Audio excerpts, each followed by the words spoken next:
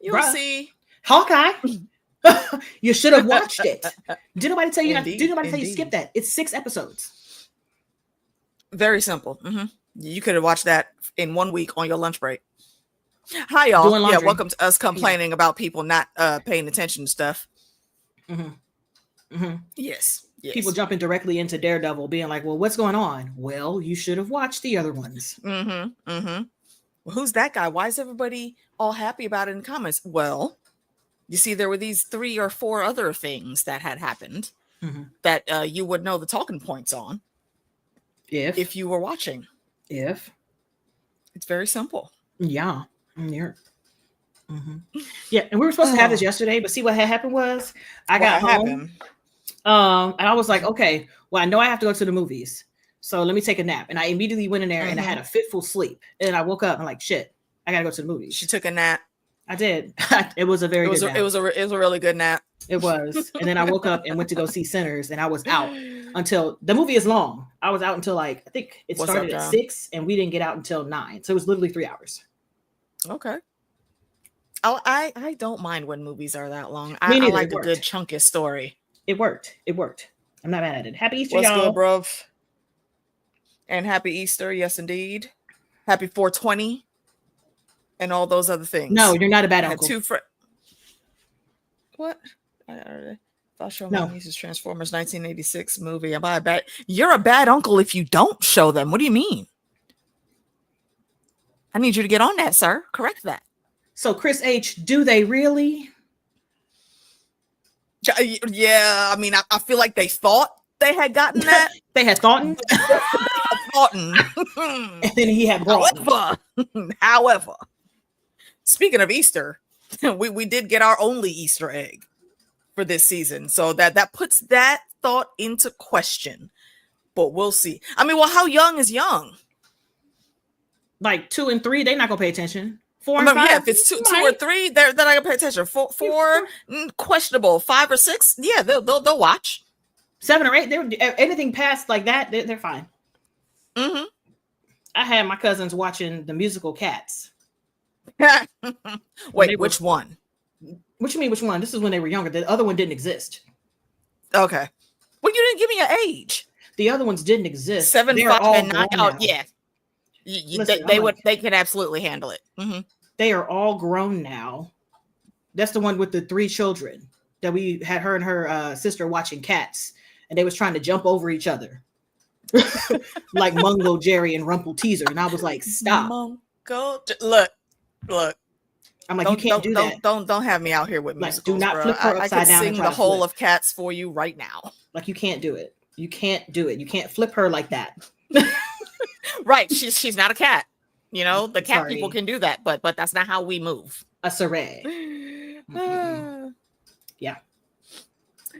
Yeah, I mean, you know what? Look, no, they need to learn how to deal with that trauma.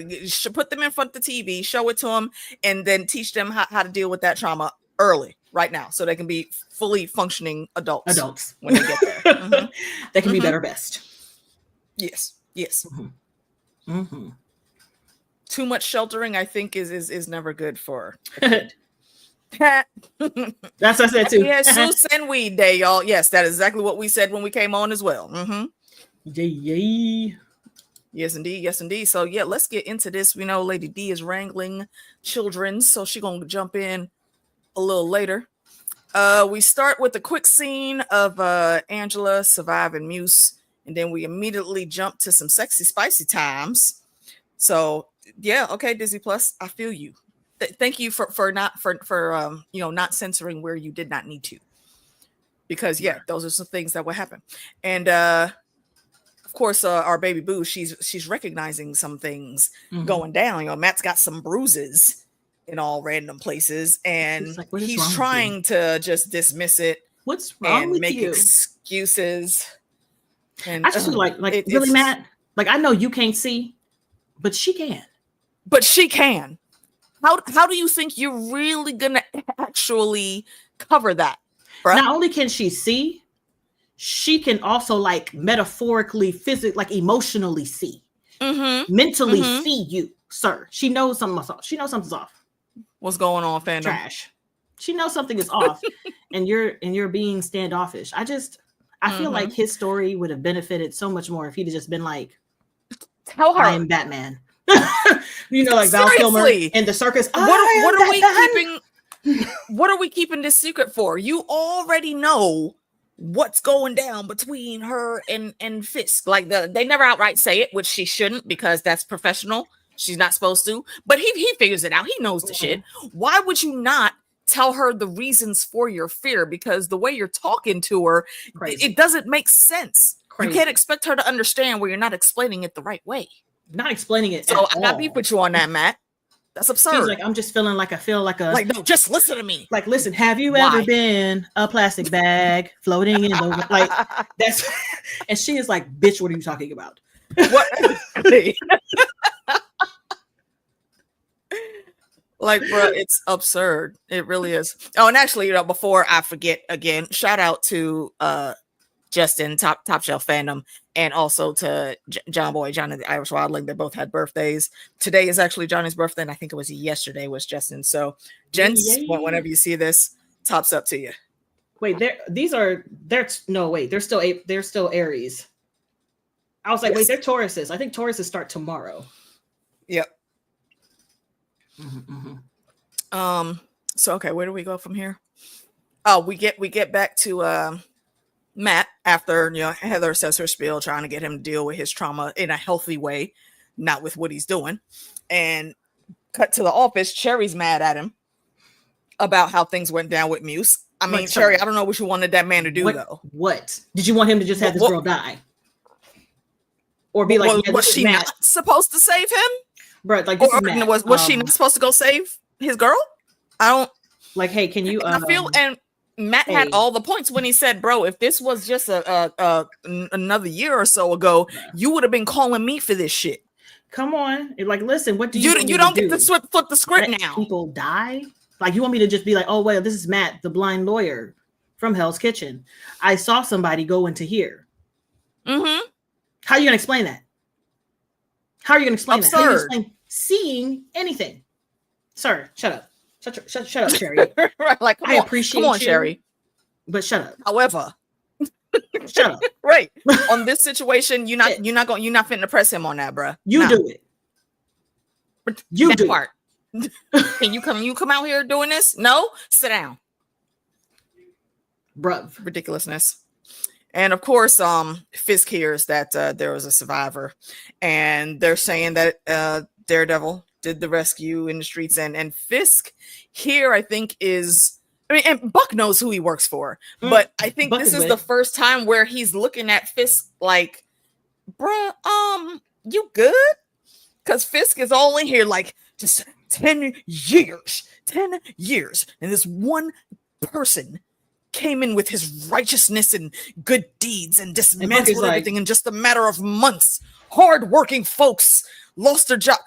Buck is looking around like, bitch, who cares? I thought we were gonna say when we're losing money. He was like, yeah, and that's why. And kudos to that actor, because if you blink, you miss it, because he corrects his face. And when he corrects his face the moment Fisk looks over. He's like, yep. Like, continue, boss. I understand. Yeah, so I feel I don't know if they're going to do anything with that, but I feel like at some point in time that might be an unexpected link that could happen. What are you talking about with Buck? Help bringing him down with Buck. I don't know. I feel like Buck is I need his backstory. I need his whole full backstory. He is a British man allowing people to call him Buck. I have never heard of a British man with the nickname Buck. Buck is so American. Allowing him to call him Buck, because no, I don't think anybody. Well, what's his nuts has started doing it, but that's because he's big in his head and he thinks he's actually damn near equal to. It doesn't bother him because he's like, oh, he's cute, pat. Like, you know what, little pet, I'll let you go, because I think he is looking at Daniel the exact same way I am looking at Daniel, which is to say, bro, you're not gonna be here as long as you. Bro, listen, you like, you're still here. This done told you that I would burn for you. Oh yeah, I know you would. Foreshadowing. I'm not saying that that's what I know is going to happen. It just seems like, bro, you are not in the game like you think you are. I need you to recognize and read the room correctly. Chris, I mean, look, ugly. You know what? Buckwild and Chris, if you that is look ugly. Mm-hmm. Buckminster, that is it ugly. I thought it was Buchanan. It might. I mean, it might be Buckminster though. It's ugly. But that is a very British name nonetheless. That is all I have. That sounds like a weird food. That sounds like a street. It sounds like something on the bottom of your shoe. Like, God damn it, I stepped in. It does sound like a damn shit. Buckminster Avenue. Like, give me that Buckminster stew. That's what it sounds like. Extra on the buck. Like, I don't. Oh man, it's made of cow balls or something.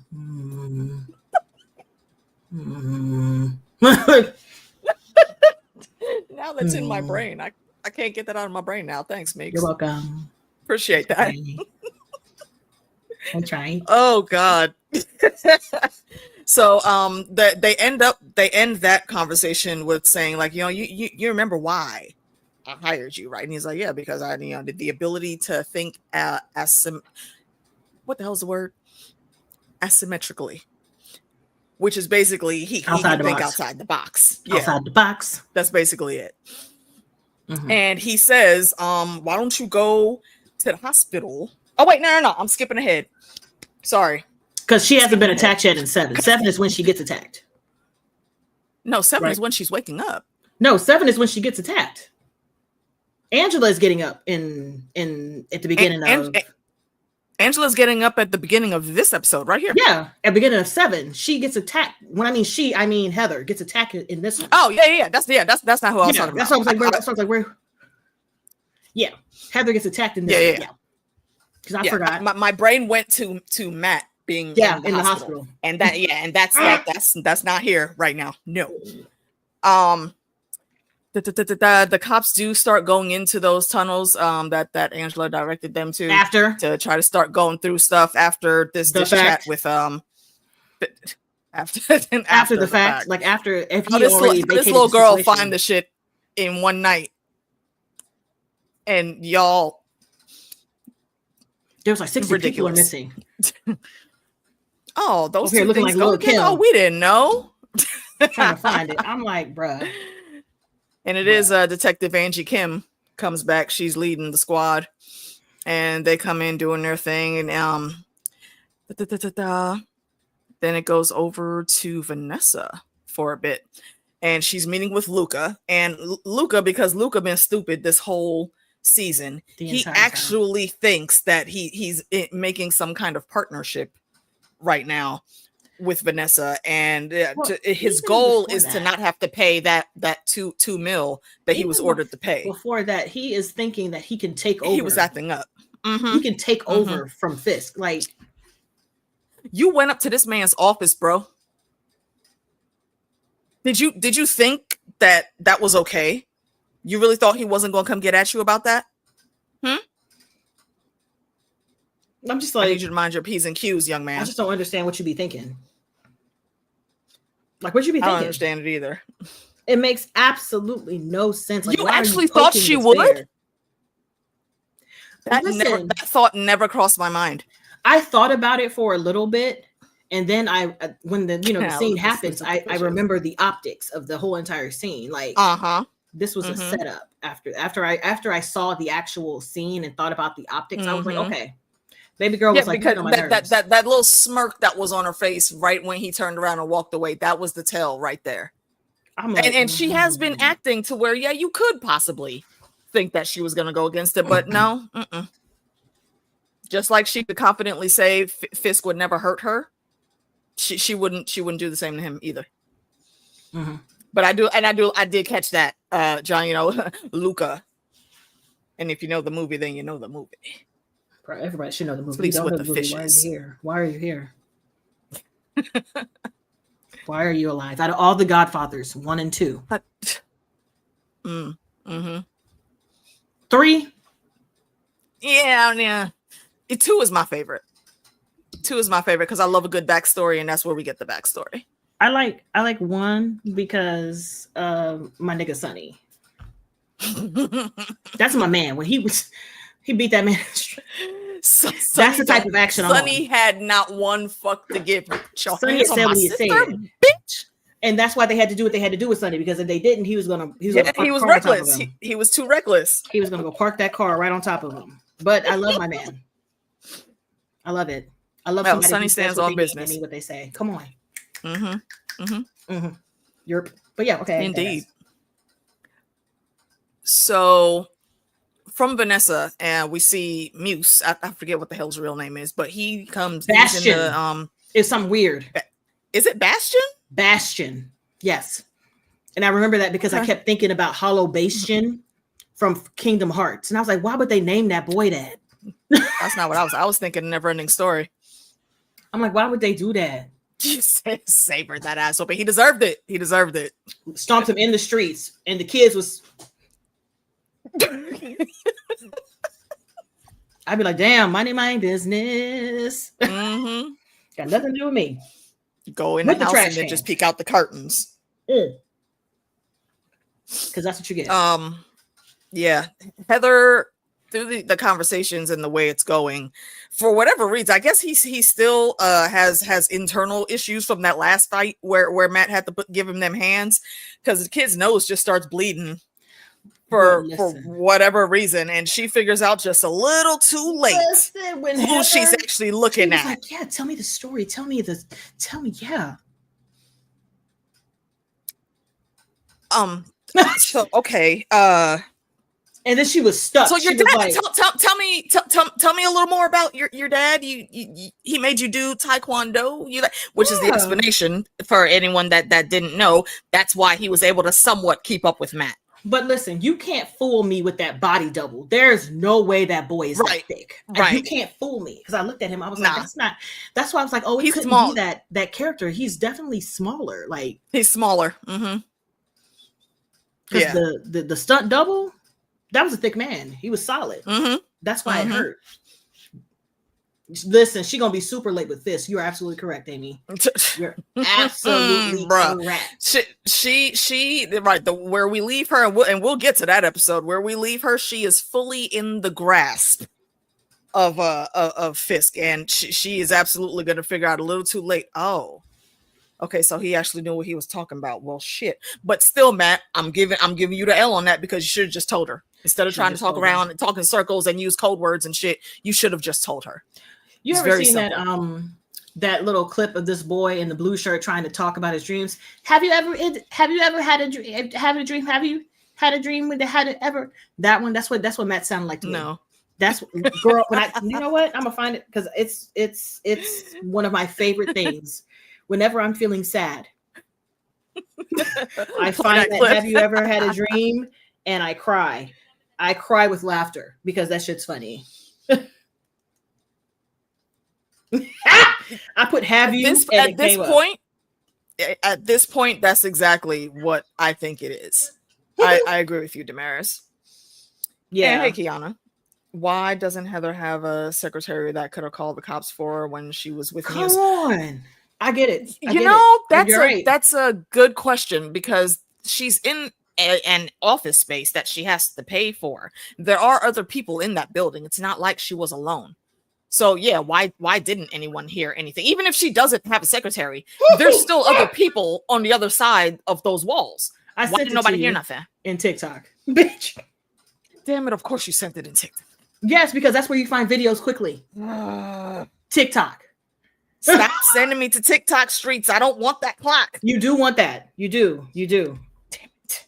You do. It's real. Listen, the way I'm crying. Hey, Lady D. Hey. Now that song is stuck in my head. Have you ever been a bag? Still have not ticked the talk. Look, I keep trying to tell them to leave me off them clock streets. When you watch Sinners, you will be on the tickety talk, because the lore goes deep and you love it. I do love a deep lore hole. Indeed. I do. Yes, you do. Did you see it? Where were we? No, I haven't checked it yet. Lady D came in. No. I was like, you haven't sent it yet. Like, what? He has ticked, but not the talk. I can't help you with that one. That's not like it's broke. It's ticked, but not cocked. Mm-hmm.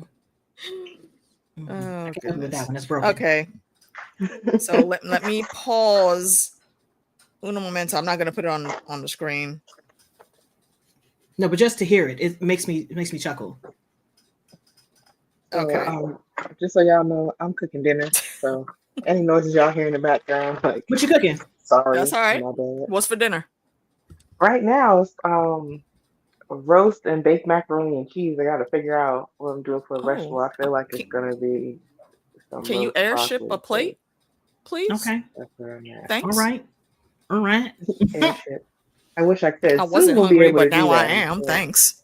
I'm sure we'll be able to do that soon. Like, oh yeah, I cooked. Come on, Amazon drone, go ahead, pick this up and jump I'm drinking portal. what you drinking, Meeks? I am drinking Apothic Red. Okay. It's really good. It's one of my favorites. It's tasty. It's I like a good red. It's like a perfect mix of slightly sweet but mostly tart, because too sweet hurts my stomach. Good. Yeah, I don't like sweet wine. That's why I don't like white wine. Mm-mm. Oh God, white wine is not sweet to me. It's more dry. It tastes like It tastes like a nickel. Like I don't want it. Like it's slapping you in the mouth, but it depends on what it is. Sometimes it's an okay slap. It's like, oh, okay, I can do that. And other times it's like, oh my God. See, first of all, I don't think so. I don't think so. I think that is incorrect statement, Chris. And I can't wait for these girls to watch it, because we're definitely talking. Yeah, we're gonna talk about it. Yeah, we're gonna talk about it. But they have not seen it yet. Indeed. But let's see where Heather. We're in the meeting waking with up. Then we jump. Muse. Still yeah, just yet. He says that, the classic villain line. I bet you're calculating right now if you can get to the door before I can grab you. Which she really should have known. Why did you even try that, ma'am? The door was like way over there. He's right here in your face. I'm going to juke him. I'm going the other way. No, that's when you're supposed to just be like, you're right. Put your head down and tackle his ass like out of nowhere. Go low. Go low. I'm going to the desk. I'm not going to the door. You're going to be confused. I'm like, ah. He was standing up by then. He was getting ready to stand up by then, if I remember correctly. Yo, you have heels on, ma'am. That's it. Toe to ball sacks. He's literally right there in punting distance. Got those bitch kickers on. Kick a bitch. Do it. Hey, Miss Boots. Absolutely, Miss Boots. Oh, celebrating with family. Absolutely. Indeed. Have fun. And yeah, I don't know what date we're going to do it, but we are going to do it. Stay tuned. Every time I see her name, enjoy your time with the family. And boots and pants and boots and pants and boots and pants. That's what I think about. So yeah, she tries to run. It don't work. He snatches her up, knocks her out. Listen, the quickness. He didn't even really hit her. He pushed her into the he hit her. Yeah, he shoved her head and said, I was like, oh, that's a good one. I'm going to do that. Like, I didn't ever. He used her momentum to help knock her out. Listen, I the way if I'd be unconscious and be so pissed, like, damn it, I did it to myself. Mm-hmm. I believe this. You know what? Do they still do that? I remember every Easter they would show the 10 Commandments and the Sound of Music. Yeah, but TV isn't regular no more, so I don't know if they still do that. I have never noticed. There's some channel that it's on. From there, we cut over to the task force. I think what the hell was Fist saying to him? I hate them. Sorry. Oh wait, I did skip the scene. They're going back and forth in between what's going on with Heather, and then Matt like slowly figuring out what's happening, and he does it by he when he talks to Lo Angela, she tells him that he was yapping on about these faces that he was drawing or whatever. So he goes and finds the things. He knocks out the lead task force dude immediately, and it surprises him. He recognizes Heather's face because he has mapped her face with his fingers. I cried a little bit because he recognized the Chevy. He is like, oh no, he came in like, hey, like reflex. Matt didn't even turn around and look. His hand just shot out. Didn't he? Like that could have been a regular person. That person would have been dead. Mm-hmm. A regular person would have been deceased. I don't know why, but this cop has a hard ass head. Yeah, that's basically it. He does have a hard ass head because it did knock him out, but he didn't stay knocked out for that long. That's what I'm saying. Like, because he calls Fisk and says, "Hey, Daredevil's down here by the crime scene and whatnot." So he musters up the task force. And I am wondering though, how did they know where to go? Oh no, they were tracking the cops because the regular cops came in first. That's what it was. I forgot as the black well. SUVs came up. Yeah, I'm like, how do we figure that out? Because while he was on the way, he called in, had them send the people, and the task force just followed them. And then the lady Kim was telling Kingpin about how they narrowed it down based on the supplies and how they found it was Bastion, and how he looked at his history and everything seemed to match, and how he started seeing a new psychiatrist, and he was like, "Who?"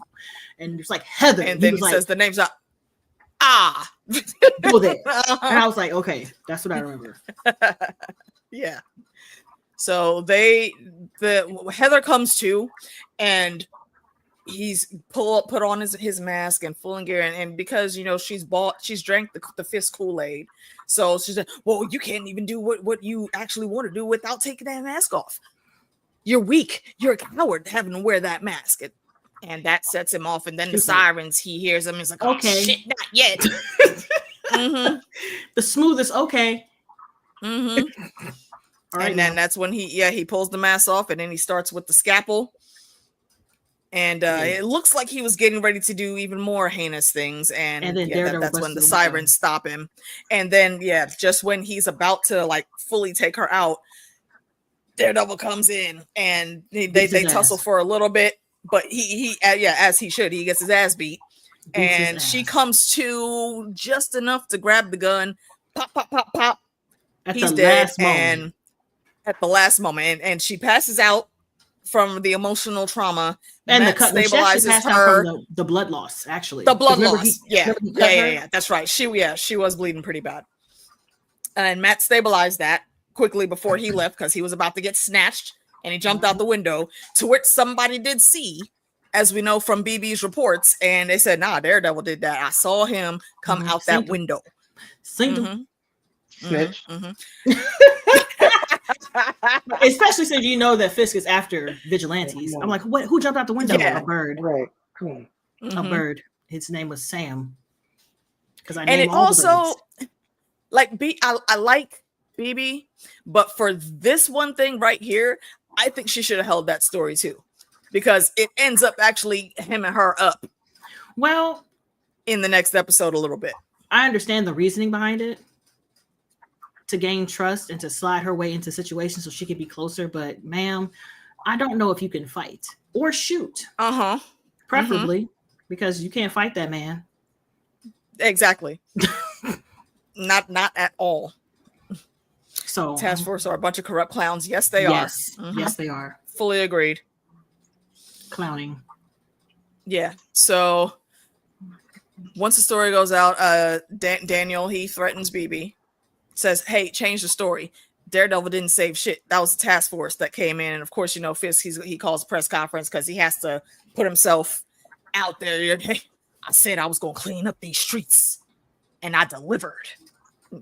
Okay, they got to stop having this man trying to smile in front of people, because it's not giving what they think it should awkward. Be giving.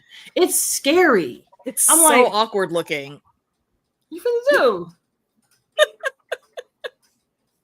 That's why, like that, the final shot of him and Vanessa in the finale, I was looking at them like, did y'all had to have planned looking like that when you smiled, because they don't look like they're regular people. It was giving me Uncanny Valley vibes, and I don't like that. They look like politicians to me, just completely unnatural and unreal. Because it's fake. Because they want you to know it's fake. Yeah, that's what I was saying. Like, yeah, he wants to know. Yeah, but this is the episode that that Vanessa set up Luca at the end. And he went to kill Fisk, and Buck did what Buck does. And best. Buck was like, "Boop boop." I mean, standing right there in the shadows. And also, Luca was an idiot. Luca might have actually been able to get Fisk if he would have started shooting right when he walked in the room. But I gotta talk to you first. Because he's an idiot. That see, villains, cut your monologues, bro. You don't need to talk shit. I gotta say, see how you fucked up? See how I got you here in this position? Because you should have been better, but you weren't better. You were the worst. I was better, and that's why I'm here with the gun, and I'm gonna shoot you. I'm like, I don't get time for that. Bang. And Buck's like, nope. Boop. I would have hit him with a Molotov and kept pushing. I'm not even shooting. You take this Molotov. The whole restaurant's done. That would have been a better way to go. That would have been a much better way to go. Damaris is asking, could one of the things that makes Heather the way she is might have been blipped or lost someone during the blip? Could be. But I just feel like she is so nosy. Not like nosy, but like professionally nosy. She's seeing the shit around her and she wants to take it apart and dissect it and find out the reason behind it and be the first to like publish because she wants that. She wants to be the first. But also with that though, she may have lost someone during the blip, but I feel like that should make her be a bit more partial to the vigilante. Though, because it was a bunch of people that are now labeled as vigilantes that save the universe, pretty much. So I don't know. I don't see how the blip really would take effect because everybody knows about these superheroes, and yes, some of them are classified as vigilantes, but the bulk of them are out here doing good things. So I don't know. It's really weird the angle that they're spinning that so many people are supposedly against masked individuals going around saving folks. So I'm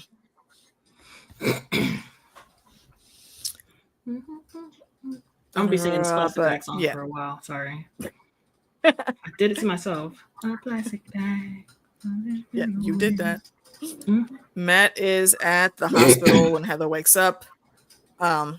She's upset about having to kill, which that any regular person that is not in that line of work would be.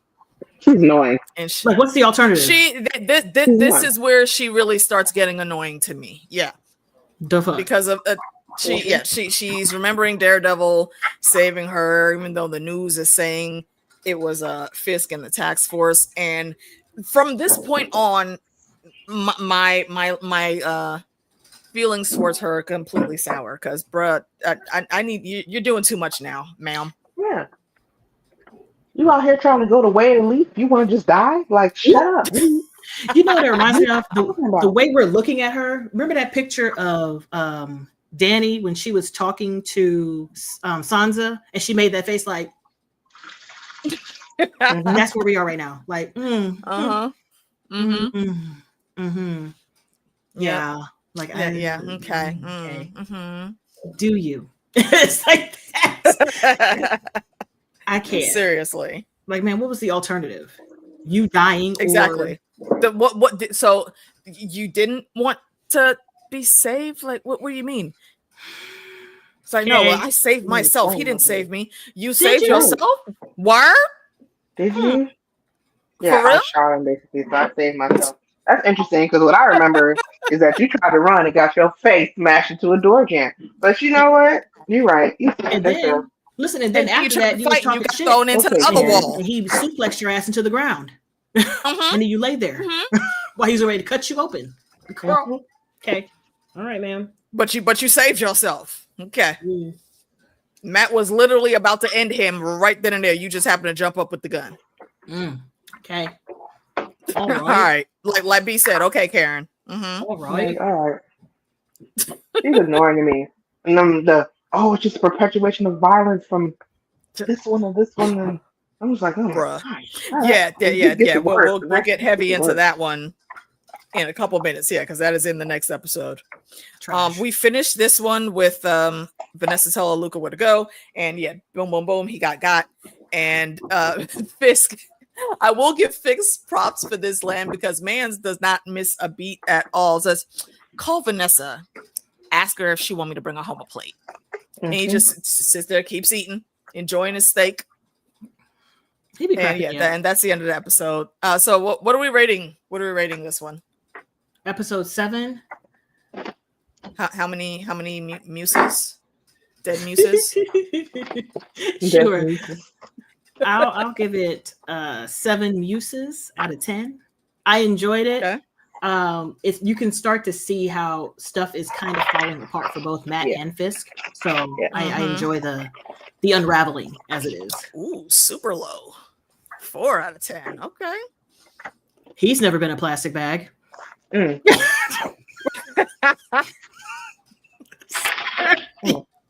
Shut up, Mika. I did it to myself. I have to think of something else. He said 8. Okay, he said 8. Okay. Oh, okay.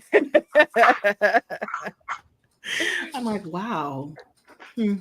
I think I'm going to go with like a 7.5 because the episode itself was all right, but I feel like there's a little bit more that they could have put in there. Oh yeah, we usually do out of 10. Mm-hmm. Yes, out of 10. Mm-hmm. Give us a chance to have varying situations. Yeah. And they've been showing that the whole season. I like how they're doing that. Go ahead, B. I'm sorry. I'm saying I'm with a 7 out of 10 because I feel like, come on. If I'm being honest with you, Heather's been getting on my nerves for quite some time. Speak on it. Like I'm at the end of the day, like I have all these videos that I'm creating now, and I'm really thinking about adding one that's like 5 times I wanted to slap Heather. Like this the roast of Heather. She's annoying. I'm sorry, y'all. She's sorry, not sorry. She is so annoying. Like when she asked Vanessa basically like, "Are you okay? Will you be harmed if you tell the truth?" I wanted to slap her like, you know who the kingpin is. You should know who his wife. Like you should know what this is already. No, she's not going to be harmed. She's a snake. How are you somebody that is a psychologist and should understand psychology and you can't identify a snake? How can you identify a deviant personality, ma'am? Isn't that what you do for a living? I don't know. Yeah, so it just gets a 7. A 7 for me, and then she just freaking gets worse. So I think the episode overall was good. I would have liked there to be more action, if I'm being honest, when it comes to like the taking of Muse.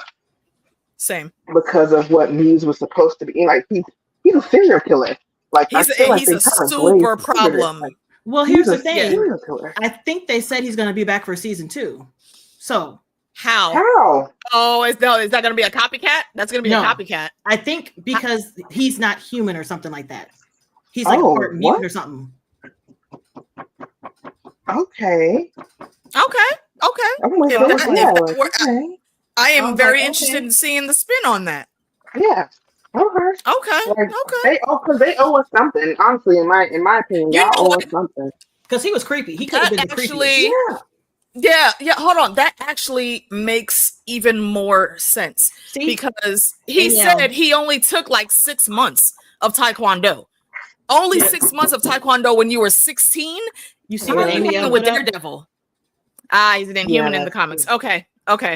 And I don't know I don't know if they're going to touch on Inhumans again, even though they technically are now back in the MCU.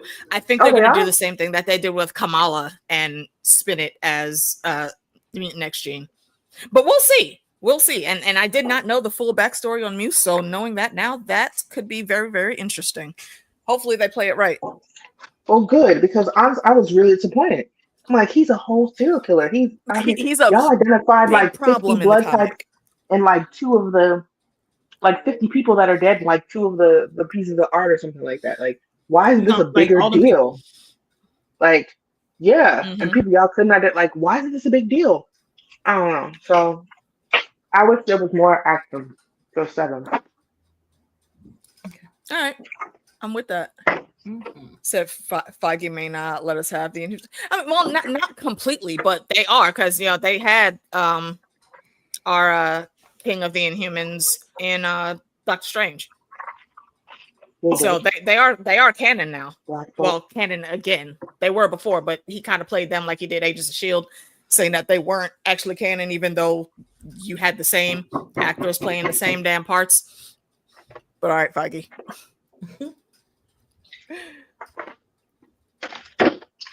Okay, so episode 8 starts with a flashback of Agent Poindexter. Oh no, it's not a flashback. He's in real time and he's getting put into Gen Pop, and they very specifically make sure the whole of the damn jail that's in that section is lined up right there on the other side of the gate. And he's like, "Here you are, yell, Agent. See you later, Agent." Agent. Yeah, he's not supposed to be in Gen Pop. He's very specifically supposed to be in solitary for a reason, per the deal that was made. However, he's being switched now, and it's very likely that he should have been extremely fucked up. My theory is that they were hitting him up, but they just weren't touching his face for whatever the reasons. My theory is that they tried. He called Matt pretty quick. My theory is that they tried, and he got a hold of whatever on some of those lunch trays and took a few of them out, and they were like, okay. Anything. They were like, all right, maybe we don't do that right now. We need a plan. Bullseye. Like, please leave this man alone. Go get him. Yep. Fair enough. Leave him alone. Leave him alone. And make sure hands together and leave him alone. What's that? A fruit cup? Right. A projectile weapon? What's that? Not even the cup. No, the fruits. He will use every last one of them and put somebody's eye out. That shit burn, don't it? Right. Blast at you in bullseye. Like, nah. So y'all had to. Yeah. They probably caught a few before, because he is kind of beat up when Matt sees him. Not as beat up as you would expect him, but he's clearly spinning some tussles. He had to defend himself a little bit. Yeah, definitely. Like, he ain't about to drop the soap on me, bro. I think so. But we get to Milo. Like, I think next is like is it the Fist? It's when Fist takes Vanessa to see Adam. I was hollering, bruh. I was hollering. Because he was like, please, sir. Yeah. Shh. Like, I didn't know. It wasn't my fault.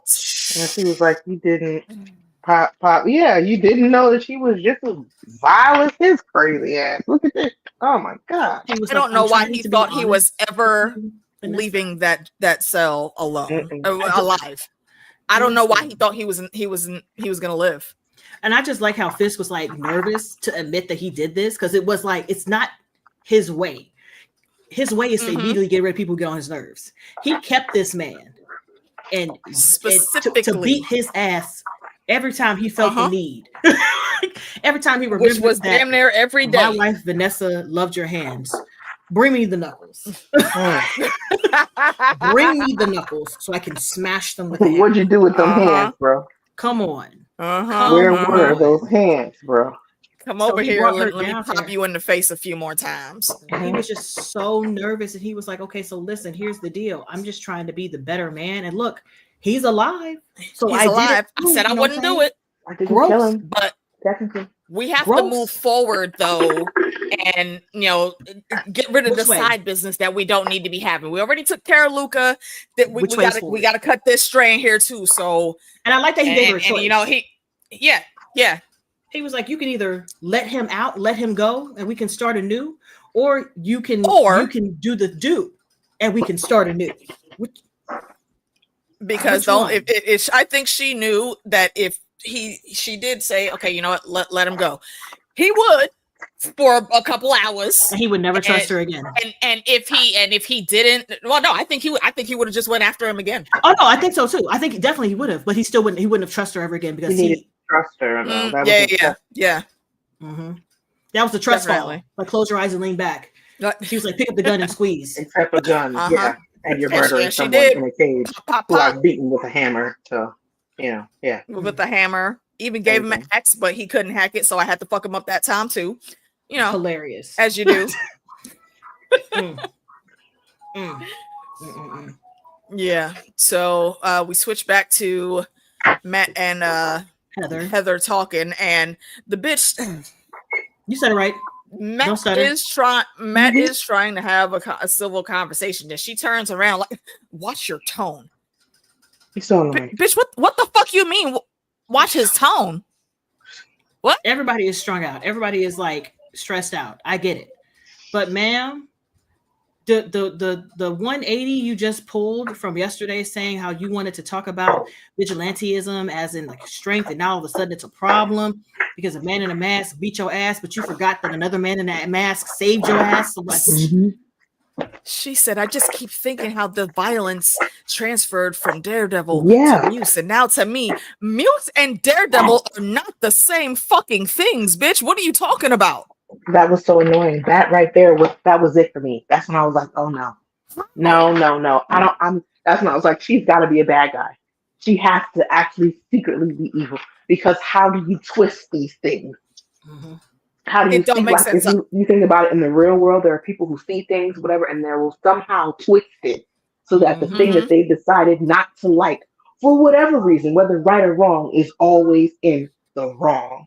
Like you see it with racists all the time. We could literally be out there saving somebody's life, and they will figure out a way to twist. Well, what were you doing in the burning building anyway? Like, yo, what in the entire? I cannot with Vanessa. She's evil. No, I want something to happen to her. She had something happen to her. Yes, I understand that. But look at her reasoning and how before Moose she had something happen to her. That's what? Because they gave no inclination of that. I felt like she needed something that happened. If that happened in the comics, I can understand that, but they didn't show that here. So she doesn't have that excuse in my book. Because cheese makes you happy. And I just need you to eat this cheese so you can stop being dumb. Ooh, eat this cheddar crackers in the fridge. Eat the slices. You know what I'm saying? Eat the Australian white cheddar that is delicious. That is delicious. $20 a brick. Eat that. Because bitch, you lost your mind. Lost it. Said this is where a lot of people started to turn. Listen, the moment that came out of her lips, done. I was like, how, Slay? How? Because if Daredevil did not step in, if your mans did not come save you, you would be dead. What the fuck do you mean? And he would have used her blood for a nice painting. I'm telling you, she could have went the way of the leap. Straight up. Straight up. Man. It's really ridiculous. And I understand trauma puts you in a very strange headspace. But the way the reaching that you're doing, trying to make Daredevil look like a bad guy is absurd. And then when she gets back to the house, and then she's like going back and forth with Matt, and I'm like, what the fuck are you in Matt's face for? Exactly. He didn't do shit. Blind man. What do you expect him to do realistically if he's just a blind man? Like, girl, chill out. He's trying to tell you. You trying to have a conversation. Didn't you want to have this conversation yesterday? Now the conversation is you don't need to know. Okay. Remember when you was telling me to mind my tone? Like, girl, I can't. Like out of my house. No, right? No, for real. Like, just leave. Avery. Listen. Sorry. I'm sorry. No, you good, B. You good. And then while they're going back and forth, the doorbell rings, or he like knocks. He answers the door, and it's Buck like, "Hey, is Heather here?" And he looks at him like, "Hey, is Heather here?" Knowing damn well Matt can't see, but can see. And he's like, somebody's at the door, and he gets that invite and hands it to Heather. And the way Matt was leans in, looking around like, bitch, if you don't get the fuck out of my face. Like, this is my house. Matt was alone in that moment, dude, Buck's face would have been beat in. There be the baby. It's a baby. Matt was mad. And she was like, thank you so much for the invite. And he was like, oh, what is this? Oh, and right then and there, he does try to start telling her a little bit better. You still should have just came out with the whole fucking tea, Matt. But once again, have you ever been a plastic bag? Because she's not listening. He's like, bitch, have you ever been a plastic bag floating in the wind? She says, well, if you think he's so bad and bad things are going to happen, why don't you just come protect me? The invite didn't have me on there. And it says +1. It's Heather Glenn +1. And he just looks at her like, yeah, okay, and walks out. I just felt like he was hot fiery because number one, they knew that him and Heather was together. So that +1 literally was for him. So he looked at that shit, it says +1. And so he was just like, I gotta go before I forget that I'm blind. Actually do throw you out that window. Before I forget that I'm actually blind and walk up to you and be like, no, I'm supposed to be blind. I'm supposed to actually be blind.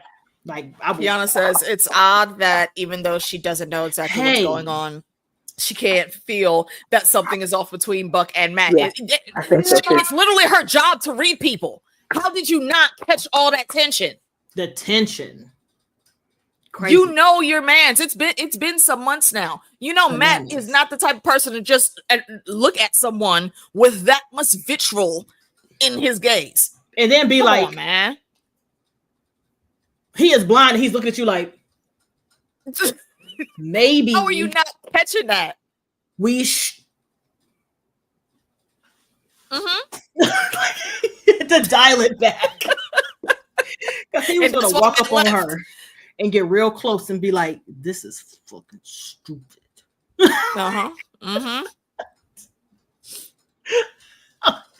It's too funny. But I'm just like, okay, all right. Yeah, so from there, Kristen gets a call at the law office, and it's for Matt, and it's Agent Poindexter asking, like, hey, can we talk? Can we talk? Can I talk to you for a minute? Come on. Amy says, you think that it's the writer's fault? We should have seen more of Matt and Heather's relationship and her abilities as a shrink. Well, she's well decorated. We know that much already. So spending too much time like in her sessions, I don't think that was necessary. But to your point, though, if something did actually happen, if that's the narrative they wanted to keep from the comics, they should have said that, because the way she moving just don't make sense. Well, and I also think that it's because the trauma has her not thinking clearly. So I could understand a little bit of that, but some of that, I'm like, if I'm sitting here looking at my man answering the door, knowing damn well he can't see, but there is tension there. Like there's obvious tension because Buck was being like, "Oh, hey, look at this." He poked his head in. Hey, girl, how you? Right, I think that if he gave him more time, and shit, Buck would have been like, "Oh, these are nice. Your cabinets are great." Like, hey, can I come in? I'm just saying, like, you sit down for a sec.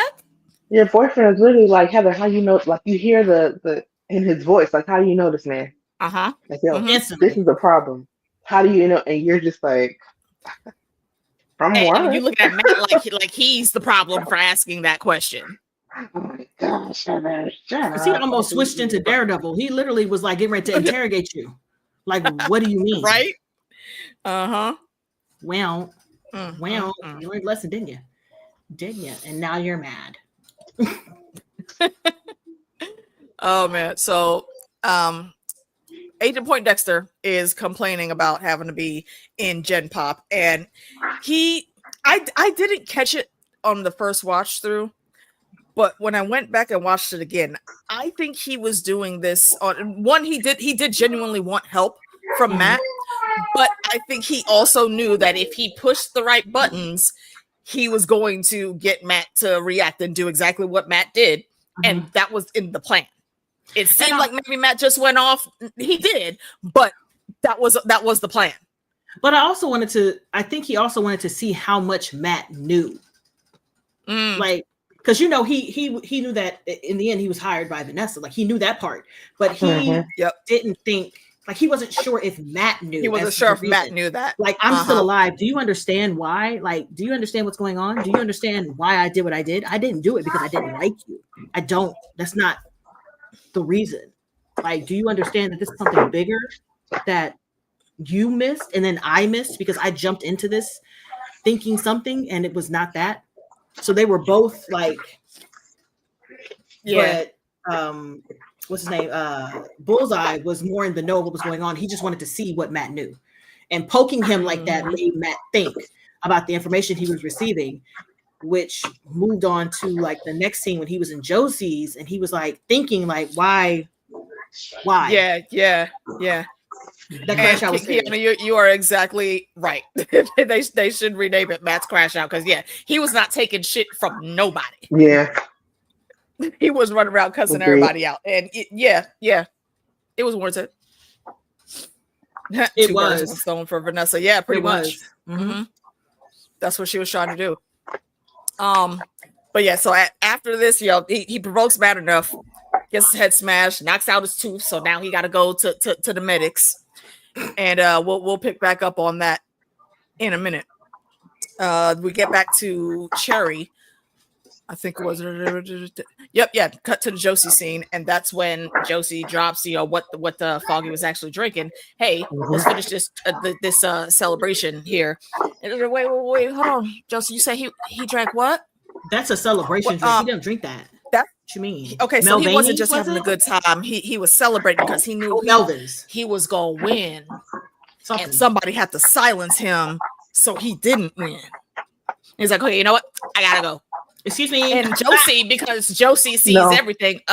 Did you notice he didn't use his cane? And Cherry was like, well, no, I didn't notice. Weren't you a decorated detective? Yes, Cherry, he saw that. Noticing shit saw now? That. No, he saw that. And I was like, did he just say that to Josie? Yes. He was like, bro, I'm not talking about.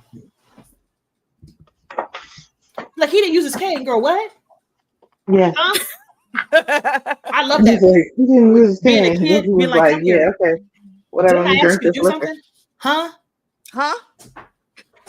All day, every day. I told you to pick up these toys. Huh? Yep. It's that you're about to get in trouble, so you got to make yourself sound dumb. What you over there doing? Exactly. Nothing. So he definitely saw that. He knew that, and he was like, never mind. Don't worry about that. The cheers. Mm-hmm, yep. Pour another one. So it's a good. I just like the fact that it finally put the pieces that Bullseye was handing to him in place. So now he knows that something's off. So now he's investigating that, which I like. Yeah, and we do cut also. It speeds up, goes to the fancy dinner to start, and Daniel's dumbass is talking to the lady hand, where she's trying to tell him, look, this wasn't personal.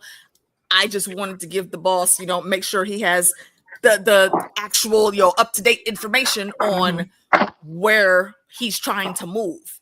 And this little smart ass boy, he really thinks he's in the shits now. He is. He's feeling himself like, you know what? Communications. I thought that maybe there might be some problems, but you know what? I don't think it's gonna be a problem no more. And our lady hand is smart. She catches the tea, but she lets it slide, as she should. She's about to be in like full survival mode coming up very soon. So I understand exactly how she's moving. I just feel like she's trying to contain it, and she realizes at this point that it's beyond her scope of it's beyond containment. And she also knows she can't leave. She's just trying to figure out where she needs to be to have the least amount of issues and blowback, which I get. Damage. Yeah, absolutely. I understand everything about the way she's moving. Absolutely. Yep. So he walks away from her, goes over and starts talking to BB, and BB is looking at him like, bro, we not good right now. Because you was an asshole. Did you really think you really thought we was cool, right? Asshole. And he apologized, which I get. I mean, here's the thing. I get both of them. BB is trying to do something. I knew BB was trying to do something, but I couldn't figure out what her angle was. And I knew she needed to be close to him to do so. Now, she might have liked him as a friend and nothing more, but now she has to balance getting information from him, still seeming friendly and engaged and active, and also providing the information to the things that she's doing on the side. So she's just like, listen, when you push me to do that shit, you're encroaching on one of my things. And I don't like that. That's my shit. You know what I'm saying? That's my stuff. Back up. So I do appreciate his apology in a sense, but it means nothing because you're going to have to do this. You still a piece of shit. If Fist tell you to do it again, you're going to do it motherfucking again. Yep. So yeah, fuck you, Daniel. I haven't liked him at any point in time. Here's the thing, I do like him. He's still alive. I like him. Not only do I like the actor, Because I'm seeing his dad and some of the stuff. Like when he gets forceful, I'm seeing his dad. I'm seeing his dad. He looks a lot like him. I'm seeing it. But I also just like the character because he's doing whatever he can to fit in. And he actually really wants to be with the popular kids. I'm like, put the hands on it. Do you think that BB is going to be like Ote? No. Yeah. No. And she's already told him that. Out. I think he still has hope. He still has hope. Hey. Tony Soprano Jr. Yes, he is. I feel like season 2, his feelings is gonna be real big hurt. Yeah, because whatever. I'll burn for you, sir. Yeah. Yeah, you will. You probably will. I don't know how, but you will. Hit it with a yay. Like when you said that, it made me think of Bridgerton, and I was like, when is this supposed to be coming out? Is it next year? Because I can't. I need some. Yeah, I still gotta watch that. Yeah, me too. Oh my gosh, Lady D, it's for you and me. It's for the wheeze of it all. Okay. Mm-hmm. Moving on. So Heather gets on my nerves again with all these 51,000 calls to Matt. I just threw my phone. I'm so sick of this bitch. I don't understand why she just expected that he would actually be there on time and like waiting for her to arrive, bitch. Where did your conversation lead? I'm so annoyed by her. Man was trying to say to you.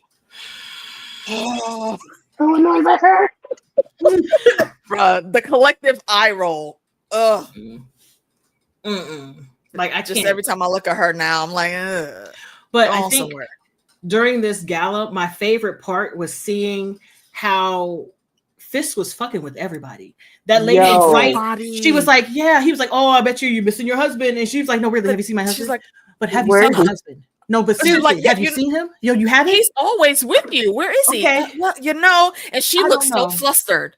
And she was talking big last time we saw her. Like the only person that wasn't trying to get anything from him was Stepdaddy. The swordsman. By Stepdaddy, y'all, I mean the swordsman. For folks that may not be used to us giving people nicknames. Yeah. The guy from I don't understand why Fisk was pressing him so hard. I thought that was like really, really rude. Like, bro, he legit was just trying to help you. Well, now Fisk is like, I don't need your fucking help. He's handled. But it is Fisk, so yeah. He's like, bitch, I handled it the Fisk way. I fisked it. Now about that check that you are about to donate to me, go ahead and just sign your name, and I'll tell you how much you're gonna give me. And it's just further. And he's looking at him like, huh? How much he started out trying to follow the rules, color within the lines, be the mayor, go do the procedurals, and now he is 120% back to being the kingpin because he didn't like how people disrespected him in the fundraiser before. He don't like being the little man. He's like, I am. And you see how he's 250 in the full white suit. Pounds. Fuck you. So he's acting full Fisk. That's why he came out in the nice gleaming white suit. The white suit. He is no longer the mayor. I mean, he for real never really was the mayor. He's always kingpin. Well, here's the thing. He tried to be the mayor. Show more. He gave it the college try, trying to follow with it for a couple of hours. He not even hours, just a couple of days. You got to think about it. This is over a period of time. So I think the turning point was the first fundraiser where he walked in there thinking like, okay, I can convince these people to do what I want them to do. It's going to help the economy. It's going to help the people while also helping me, and they're not going to see it. And they were like, bitch.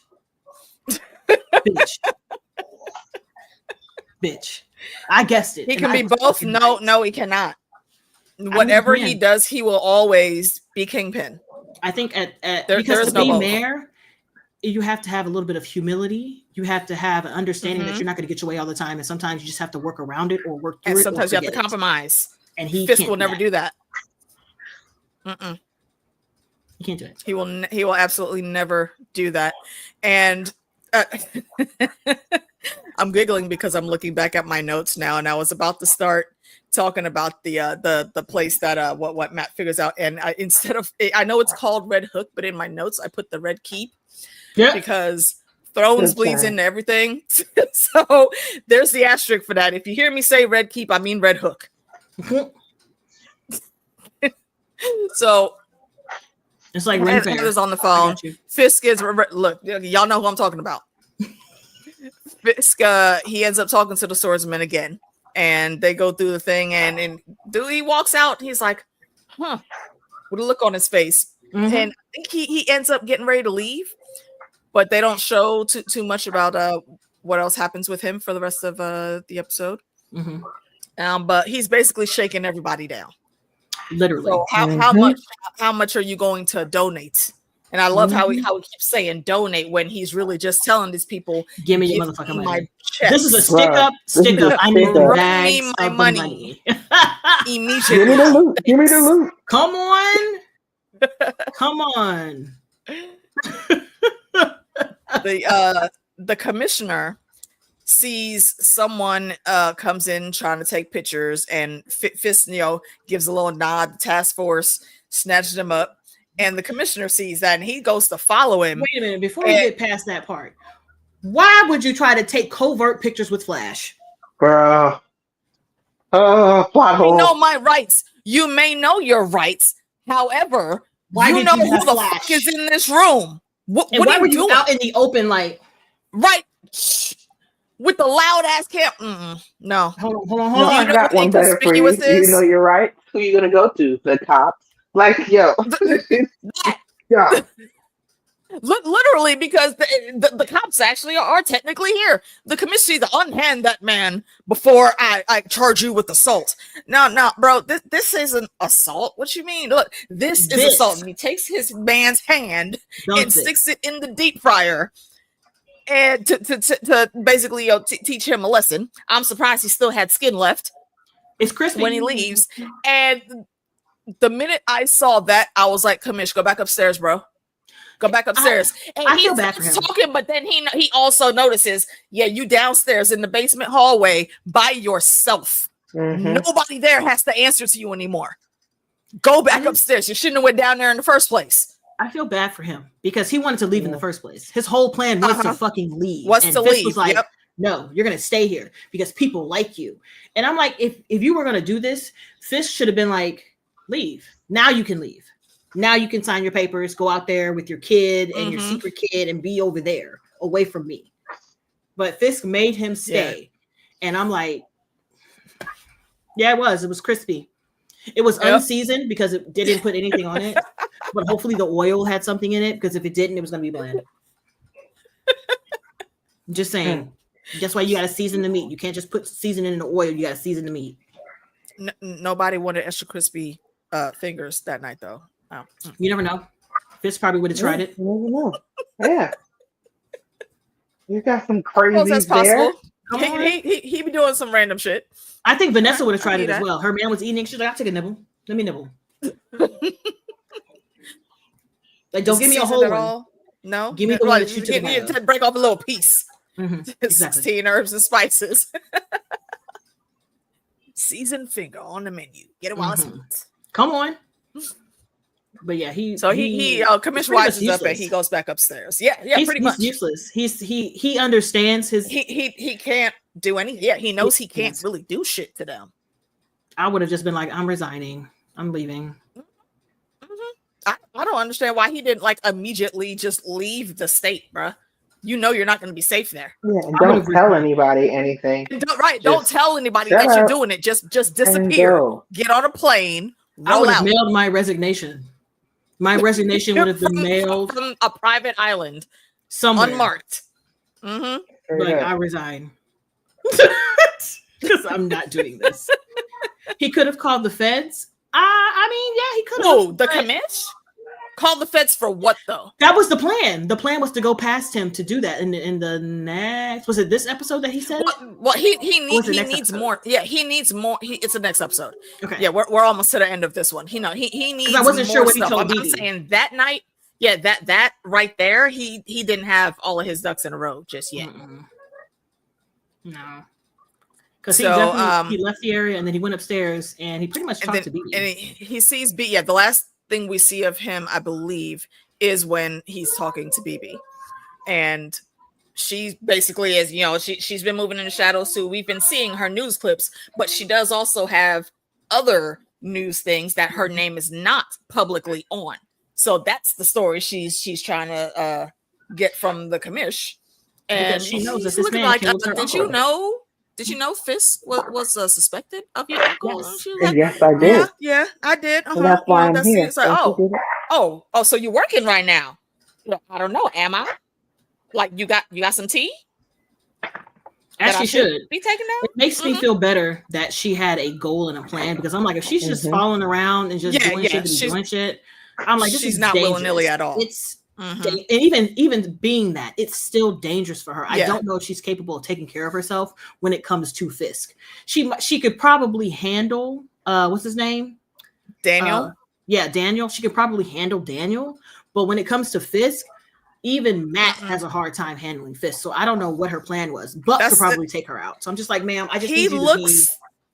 He looks like he's just a random big fat dude, but nah, there's hella muscle. Yeah. That man is under that layer of fat. That's don't get it twisted. Listen, Fisk is a black king right there. That's what that is. That's a black king right there. He's a mutant. Crazy. Exactly, Chris. You're correct, Chris. I believe so as well. What do you say? This commissioner shouldn't have been talking to her in the open. Yeah. I think that played a part in what's coming also. I mean, they were already gunning for him, but I think they just sped up the time frame of what they were going to do. Because didn't Fisk notice that? Yes, I'm pretty. It was only for like a second. The camera panned over, and he caught that and filed it away. Because he didn't talk about it for the rest of. Because he's got eyes on BB too. I guarantee you. Don't think he's not. Don't think he doesn't. He already suspect her of something. Daniel probably isn't catching it, but Fisk absolutely has clocked Daniel's trying to catch other things. Okay. He's concentrating. Yes, he is. She's still not gonna fuck you though. Okay, but she's so pretty. He's not gonna try it. He's gonna try it every single time. Idiot. He's gonna try it. He's gonna be polite about it too. He's gonna be real polite. He's gonna try. She better learn how to fight and very politely box him upside the fucking head one time. He's like, your name is I don't think he's gonna stay polite. I think the more and more exactly. That's what I'm saying. He gets, I don't think he's gonna stay polite. As his success grows around Fisk, his ego is going to get even bigger. And hearing no is not. You know what I'm saying? Yeah. Yeah. That's exactly where that's going. So yeah, I really need her to be careful. I know. I'm just scared. And this is where Matt finally makes it in there. And there was also a little conversation between Vanessa and Heather, and she was telling her, like, I could introduce you to somebody. Who you trying to introduce her to? For a second, I was thinking maybe she would try to hook her and Buck up, but she wouldn't say introduce her to Buck. That would be nasty. Buck already knows who she is. Because Buck would do it. Buck don't care. I feel like that's why it was my first thought. Like it makes sense. I thought it was Buck too. Yeah. It makes sense. That's who she was talking about. But we'll see. We will see. Solid. He is. He packs a punch. But Matt gets there. Well, we also didn't talk about escaping, because at this point he's already out. Who? Poindexter. Poindexter. Yeah, right here is where they start talking in the background, like, hey, boss, come over here real quick. So he got away, and they don't know where he is. He was like, so. It's like, okay, well, you know what? It's spotlight dance time. So just tell the boys to be on their P's and Q's. Excuse me. And all that. And while they're making that plan, the camera pans over and homeboy is already in the building on the elevator, headed upstairs. With the FERC. With the prong. With the fire. With the heat. With the FERC to get a gun. That's what I'm talking about. Okay, I can't be mad at him because he's there to do a thing. But at this point, I think everybody was like, who in the hell is he trying to shoot? There could be only one of four people. I was like, either Vanessa, Fisk, Heather, or Daredevil. And I was like, nah, I didn't think at all he was gonna go after that. I only thought he was gonna go there to get Fisk. I thought he was gonna get Vanessa, because Vanessa was the one that got his ass set up. But Fisk is the bigger problem. But I would think that just to be petty, he would hit Vanessa. That's what I was thinking. Because I'm like, which one is it going to be? And I was like, all right, dog. But during this time, whoever was on the aux, y'all had the music. Yeah. That song that starts playing in the background. The music was music.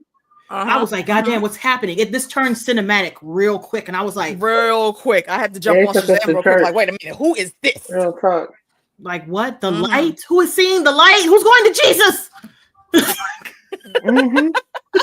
The lightning. Oh, the lightning. I thought this would be the episode where Heather was killed. I didn't expect her to make it past this season. Matt's girlfriends usually don't have a good track record. The only reason Karen is alive because Karen separated. Karen left. Karen said, "Fuck this shit, I'm out." Come on. So I was just like, it was so well shot. The suspense was suspensing. When he was talking across the room to Matt, because he knew Matt could hear him. He was like, "Bitch, you mad, ain't you, bitch? Look at you." What was your plan, Devil? What did you really think you was about to come in my house and do, bruh? Didn't you? Fucking with him the whole time. I was like, you know what, Fisk? Do that shit. Didn't you? Fuck you. Fuck you. You over there. Fuck you. Couldn't. That is diabolical. And Matt is just sitting there being mad as fucking. Heather is looking at him like, what is your problem? What's your damage, Heather? Okay, yeah. So, and he again is trying to tell her just with all the wrong words. So I do understand her frustration at that point in time. If it was a dream, have you ever had a dream? What you a dream? Yeah, that's what he was doing. Have you ever had a dream? And in those ramblings, he figures out who actually gave the order, and he said, okay, so he does don't let me cut in here, sorry, whisk her away a couple steps away and starts talking to her about stuff. Face in the background when that happened, he was like, what the fuck? Instantly, and like, because Vanessa is also with the shits. The minute he starts threatening her, like, do your man know that you did this? Do your girl know that you Daredevil? She didn't miss a beat. But you want to come at me with fucking receipts, bruh? We can do this. All the receipts. My man knows who I am. Through and through, baby. Does she know who she laying down with? Miss me with that shit, man. We're still on episode 8. We give props where props are due. And she got it for that conversation. We are at the end of episode 8 now. And season 9 is the season episode 9 is the finale. Yep. Hey, Matt. Just grab the in the red rock. Yes, he did. Yep. And I found their because colors are always a thing in the MCU, and I like how they have the red with Fisk being black and white. We know what that means. Vanessa being in red, that's his lifeblood. So that's that connection. If for anyone that was watching and didn't catch that, they're literally two peas in a pod. So it's very intentional. Yeah, it's very intentional the way they dress. But all this is going down, and Matt hears the click click and things getting into play, and he's trying to figure out where it's coming from. And then he hears the tail. He looks right over, and right when it's shot, he jumps over in front of Fisk. Which is some bullshit. What the fuck is wrong with you? We could have finished this shit right here, bro. It'd have been quick click, and I'd have walked the other way slowly. What? Like, hey, Heather, I think we should go ahead and head out. You want to stay? Okay, I'll see you back at the house. Duck bitch. And just leave her there. Duck bitch. I have 2 questions. One, excuse me, what was about to happen? Right? Because Fisk and them are like, yeah, we're going to do our little dance or whatever. We see how everybody ends up at the end of the next episode. And I'm thinking you didn't let Swordsman and them go free and then lock them in cages. So my whole thing was that y'all plan? Were y'all about to be like, okay, now it's time for the vigilante roundup and we're just going to get on? Because that would have been smart. Get everybody all at one time. Like, how was the gala supposed to end? Like, because I was getting weird vibes there. Just one. Number 2, okay, here, I'm gonna say it. Why'd you only shoot one person? Why don't you shoot one person, bro? You up there? Right. He could have reloaded and you could have got them. You could have got them. Got them. You could everybody, bro. You could have done it.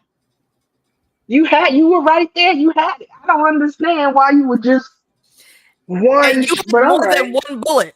There was more than one bullet in that gun. Okay, Matt got in the way. That's fine. Fist is you can still hit his head right now. What is it with the MCU and not going for the head? We need to talk about this. Come on. Like, so you know, they do the heads on the back guy. They do. Well, see, and I feel like maybe this might actually be the one time I will give them a little bit of leeway, because thinking about it now, they have a villain problem. And the villain problem is usually they kill them too quick. Because like what was the one that Christian Bale played, Gore? He has a whole long storyline in the comics, but just did one movie. Well, that took him out. Here, for the Daredevil universe, there might be too many villains available. I think that's why, because even after he made the shot, where did he go? Where did he go? He ran somewhere. It looked like he went back to It looked like the next time we see him, he's in some room that has been busted up. It almost looked like he was investigating Matt's spot. So I'm like, but I don't know. But my whole thing is, you could have got Vanessa. You could have done. He could have cleared out on. Like, you could have gotten, even if you didn't kill her, you could have hit Vanessa. You could have hit Fisk. You could have. He could have cleared out the whole thing. He could have got him. He could have got Fisk. He could have got Vanessa. He could have got Buck. All of them could have been done because he's that good. Like that crowd of people really don't mean nothing. He can curve around that. Yeah. I just feel like that would have been more interesting to me, because he would have got one of them, right? And so now Fisk is out here or whatever, injured, or like we don't want to see him injured again because he just got injured on Echo. Or he could be grieving. Or he's back. Or he's grieving. He's grieving because Vanessa's in a coma now. And he's gonna go completely nuts next season. Like, anything. Like, I'm scared. Don't let that happen to Fisk, because we can't. The area can't survive. Everybody's catching it. Nurses, doctors, janitors, the valet, the person in the car, outside the car. Like, everybody's getting it. I want to see that. Yep. I want to see, especially like where we at right now, like in real life. I want to see what happens when the madman goes mad, because it doesn't anyway. So I'd like to see it before it completely happens. Like, show me what that look like. Right. Okay. Child, he's so big boss. Yep. But yeah, that is how we end the episode. Matt makes himself a martyr, and if we fade to black on that, and an epic ass ending song also. Yeah, man. Listen, music. I told you they was on the ox, and they was like, put this one.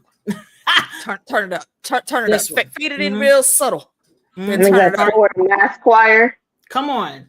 Start at a 6 and raise that bitch to an 11. Just like, and there are so many different versions of that song, because I searched for it immediately to try to find that version, and it took me like a half hour to find it. But so what are we rating this? I give it a full 8.5 Poindexter bullets. Like, it was good for me. It was very. I don't give people 8.5 for these stingy with my girl. Like, 8.5, it was good for me, because it took me from I'm so pissed to ooh, no, like visibly, audibly staring at the TV and going, no. I froze. I was like, ooh, what? And I just sat there like, yep. Like, what the fuck are you doing, bro? What is happening? No. Not only what are you doing, but what are we gonna do? Like, what? Like, you can't be dead. I know you ain't dead. It's like, the penultimate episode, bro. How you laid out like that right now? Laid like, out. What's about to happen? Right. Leaking. Like, what are we at? And then I got a little excited. I was like, all right, does that mean we get some defenders action now, since you kind of down for the count? Like, y'all going to hit me with some cage now? Like, what's about to happen? What's going down? Absolutely I thought not. we were about to get the fucking brigade. We were about to actually get the cavalry coming in. That's why the second half of this stream is named "There Were Missed Opportunities." Because there are two very specific moments where the defenders should have showed up. But nobody want to see him though. We don't have to worry about him. We don't care about him. No, we don't. I have always said no. Okay, that everybody else, bring them back. Give me Misty. Give me Colleen, the Sand Snake. Give me Luke. Yes, absolutely. Give me all of those folks except Loris. Send his ass back to the Reach to his grandmama so she could teach him how to fight better. He don't need to come back, but sadly he is. Yeah. But yeah, I'm gonna give it an unfortunately 8 because it was real good. It was real good. It was real solid to give us that punch at the end. The music was musicking, the action was actioning. We were confused. We were trying to figure it out at the last second, like what the hell is happening. And I enjoy that. And they didn't stay with any one person too long at all. They were switch hitting left and right every couple minutes. Almost like every 2 minutes or so. We got one conversation over to the next one, another half a conversation back over to these ones, then over to the next one. And I kind of like it. Seemed like it was busy, but it moved. So I think it moved the way it should have. Who's Iron Fist? I don't know. Yeah, Danny Rand. But don't ask me what his real name is. Do you see? I've never called him that. His name is Loris. That's what I'm saying. His name is Loris Tyrell, but I still don't know the name of the actor. I can tell. Isn't it Finn something? I think it's Finn something. Don't know. I'm like Finn Coleman. I gave him a black name. I mean, in the comics, he is married to a black woman. So, which also, again, did y'all know that he's married to Misty Knight in the comics? I thought you meant in real life. I'm like, girl, who? Finn Jones. Yeah, I knew it was Finn something. There it is. I like how it says he's an English actor known for his roles as Loris Tyrell. Exactly. Exactly. That's why his name is Loris. I think I'm in the middle of the ladies' scores. I'm gonna give it an 8.25. I did like how the action was giving the music, like Meeks said, was on point.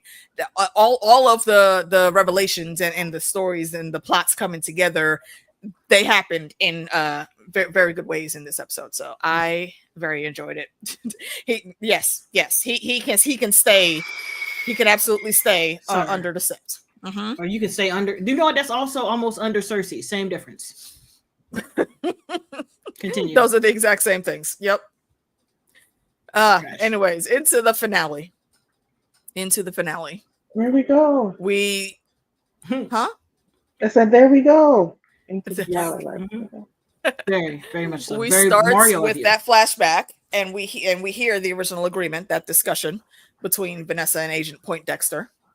Because they got drugged up to the eyeballs. Bro. He was like, you know what? And she was like, no, baby, don't take these. He's like, pulling it away. Like, okay, so I can let you have these, but we need to come to an accord first. And he's like, okay, so I can get out after I do this. Yes, that's it. It's a win-win. You want to leave? I got the keys right here. I just need you to go ahead and put your blood on that contract. Yes. And we can make it do what it do. I need you to do what I want you to do. Do what I want you to do. You know what I'm saying? John, shut up. Shut up. She was like, I need you to get Foggy and his client the hell out of here together. Expeditiously. Right. And this is the hunt that Matt had to go on.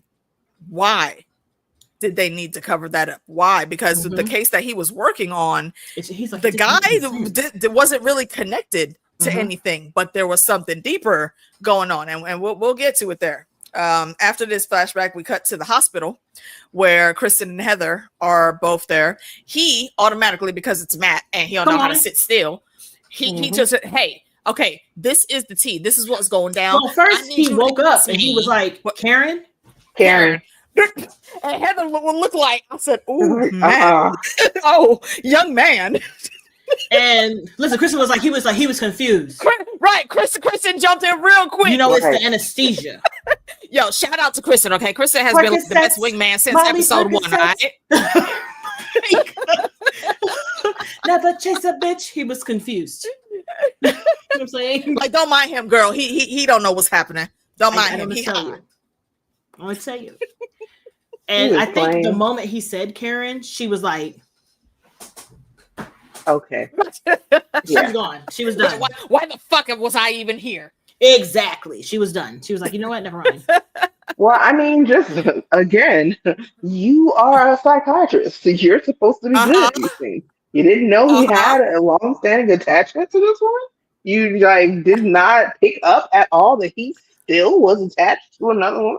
I don't know, y'all. He literally has not gotten over Foggy's death. It's only been a few months, bruh. I thought it was like a year. It's been a year. Has it been? Oh, yeah. That's right. A year. But he's still great. That's what his bestie. And you know who else was his bestie? That chick. It was a trio. They all came. If you saw one, you saw the other two. So how did you not think that in his grief that he still is not processed, that he still has not processed? You're surprised that he says this woman's name. And now that he's trying to like dig around and see what else is going on, she's like, you know what? 2 tears in a bucket. Like, ma'am. Right, she goes right over there and sits down, and it's Matt and Kristen for the rest of the scene. And Kristen is like, listen, we're gonna have to. He's like, no, I need you to understand something. Foggy was onto something. And she was like, you're crazy. No, Foggy was onto something. Okay, I'm listening. Okay, that's great. Yeah, that's right. Okay. Lay down. Like, go ahead and talk to your heart's content, but I'm gonna need you to lay down and shh. Thank you. Indeed. And you know what? Did I miss something? How did she find out he got hurt? Kristen? No, Karen. Probably because she was watching the news, or she had somebody looking after him or something. I mean, because I'm pretty sure being shot at. She could have eyes. Yeah, she would make national news. Yeah, it would make national news, and knowing that she Matt could have Murdock still eyes in the city also. Yeah. Listen. That's my joint in the jam. It took me a minute to realize what had happened, but I was like, girl, you better. Okay, I know you don't care, AK, but I'm talking to Lady D. You know what I'm saying? Lady D, I'm talking to you. You got to know Frank be on something. And if he ever get the chance to do the thing, she going to be climbing walls. Swinging. First off, he looks like he wants to. He don't know about wants. I can't. The words. I can't. I don't want to get flagged, but it involves. It's both of them. It involves a 4-letter word, and then after that, the dog shit out of, and then you can put them together, and then you'll get what I am saying. He wants. Yeah, he wants to. He's trying to do that. So y'all remember that that talk we did about Wheel of Time? We have to go through all the things that were happening that are probably in the restricted section of the Age of Legends, and why Rand's nose is blown wide open the way it is. Come on. Yeah, if you want to know what they're talking about right now, just go reference that.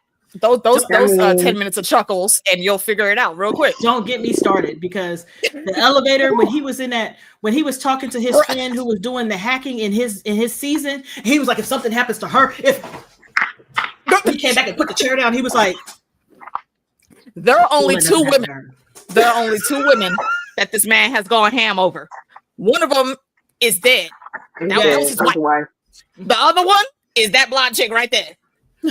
He was like, let me tell you something. He's like, I'm gonna whisper it to you. I'm gonna be real close. I want you to understand something. If something happens to her, do you understand what I would do? To not only you, but to everyone in the vicinity. I'm gonna run through everybody. Everybody. Everybody. But I gotta tell you, I'm gonna just say, if a girl wasn't taken, I tried.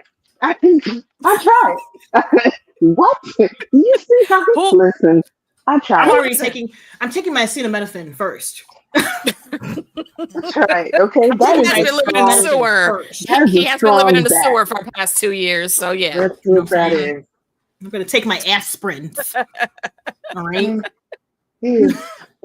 Drink a gonna little liver bit. up. I'm gonna stretch first. Do some calisthenics. And then because what? I'm sorry. That is a lot of rage. All right, so let's just need water. Where's the water? Okay. Gotta get some. Big, sit down, sit down. Take a couple minutes, rest yourself. I can't. I gotta finish cleaning up my daughter's room. So I'm just gonna keep picking up these toys and I'll get the water eventually. Yes. But I just had to throw that out there. That's exactly what Frank is thinking. He'll get there eventually. You know what I'm saying? A little jump through, but still. I just wanted to get that out there because I know we're going to talk about it. Yep. And we'll repeat that when we get there. So Matt, once he gets this in his head, he already wanted to leave, but then he absolutely has reason to do so. But before we get to that, Fisk and Vanessa are in the room. He's still got the bloody suits on, and she tells him, talking about she starts to. He's like, I know. And she was like, I know. Okay. Yeah. So they also had that little moment. The sex was also nasty for them as well. Nasty. Ew. It was just so funny how he was like, that one though. I already know. Yeah, I know. And he grabbed her hand and he was like,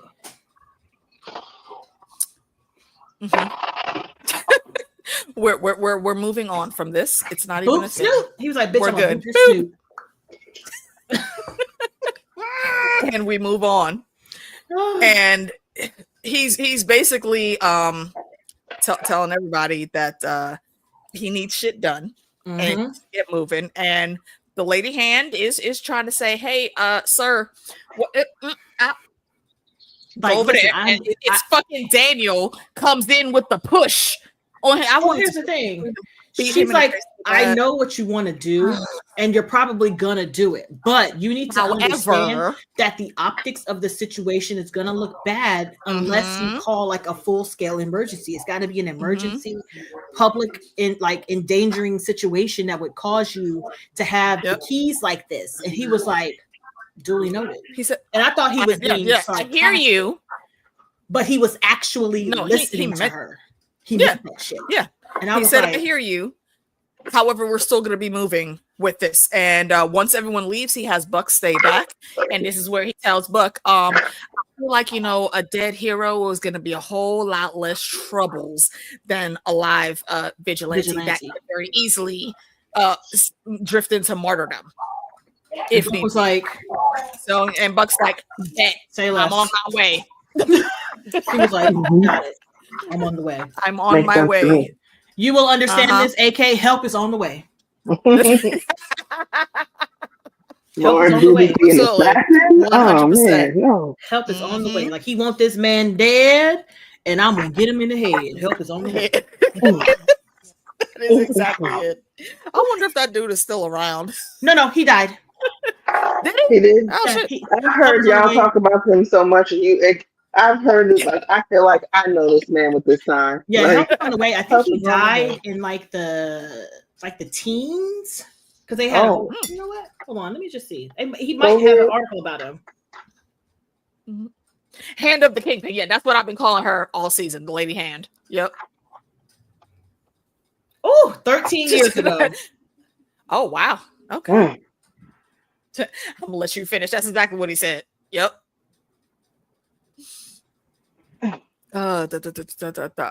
Okay, so yeah, Buck gets the order to start moving, and once he gets there, actually no, the lights go out first. The power is cut, and there is where does she go? Oh, it cuts in between him getting to the hospital and the lady hand talking to the commission. He's telling her, look, it's some things going down. Might need some help with what's happening. I was like, I know you know what's really going on, but I can't say. And the minute that conversation started, I said, "Oh, Kamish, you about to die, bro. I don't know how, but I know you about to die because she is in full survival mode, bro. She's not gonna help you. You're not gonna get to do even a half of what you think you want to do because she's about to go tell on you. Well, here's she should, because again, survival mode. That if he would have had that conversation with her before the events that happened, she might have joined him. But seeing how serious he was after somebody took a shot at him and how he's like, you know what, 2 tears in a bucket, she was just like, how ruthless he's being. Yep. Nah. I gotta protect me, and I feel like that's what she was on. So he hears the whole conversation because she records it, and they show him later listening to it on her phone. She's like, look, I cannot stand with you. Like, you know that. I mean, but I suppose I could put out a call or whatever. And that gets the commissioner calm down. He goes away and she walks right back in the office like, here. And we do see her later. She very much knows shit is absolutely about to go left. But what can she do? But try to protect herself as best she can. So I understand, again, how she moves. I'm not mad at her. I'm not mad at her for that because at not this at all. point she's so far in. Like there's nothing else she can do but protect herself. He won't let her leave. Mm-hmm. She can't leave. That's yeah. Not only like he won't let her, girl. Where? Mm-hmm. Mm-hmm. like New York is about to be like the whole of New York is about to be under taken hostage, basically. Like you can't. So, you can't even, girl. I feel so bad for her because now she's just stuck. Very bad. Once the power goes out, Matt was already clocking the tea. Child, he is funny. Up and moving quickly. Buck was like, oh shit. I got it. Room empty. He's like, shit. And he goes and he looks around like, where the fuck is he? Matt was already down and around the corner before he even got up there. The minute the lights went out, Matt was on the move, limping.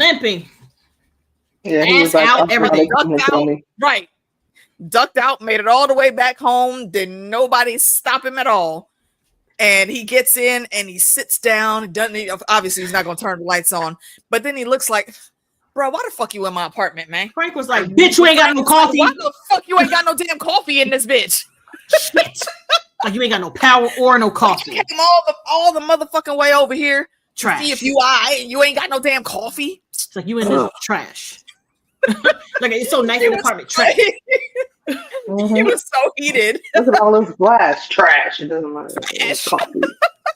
And he was like, I think my favorite part about this whole entire scene with him talking to Daredevil, Frank was like, hey, listen, I need you to let you know that I'm not here playing with these motherfuckers, okay? I'm not here to play games. I'm here to lay these bitches out. Do you hear me? He literally said that. Permanent. He said, look, I am not about to take it nice on these motherfuckers, okay? When they come in here with that fuck shit, they they catching these hands. They about to get faded every which way possible. Guns, knives, his head, if he needs to. Frank does not give yes, he said, I'm chopping them up. I'm like, say it again, Frank. Right, he's like, that's not really the type of help that I want. You know, I'm gonna just go get changed. And he looks at him, he's like, you all do this with your ass out? You said they're coming up the stairs right now. What are you doing? It's like, shut the fuck up. He just throws up the middle finger and keeps walking up to the roof. I think that's my favorite part about the actor. Like John, he is such a sweetheart in real life. He is so sweet and so cuddly and so caring. But when he turned on the Punisher, I'm like, I like the Punisher. I don't know. Come on, I like that one. Lady Debbie, like. Okay. I don't want you to be cuddly. I don't. Okay. Okay. I do it. You want me to go? I do it. You're saying New Rock stars did a whole segment trying to Pepe Silva. Who is that? Pepe Silva. Oh, is that like the dude from Ant-Man? Care. With him, remember he told the story about what happened in Ant-Man, and he was like, okay, and then what happened? Oh yeah. Listen, in the same night, could have heard. She was like, listen, I heard a thing from the thing on the thing. I need a red eye to catch this, and I need you to go over there. But she was working. Baby girl was moving. Baby girl was moving. You mean like by the time he got home, he knew he was all right?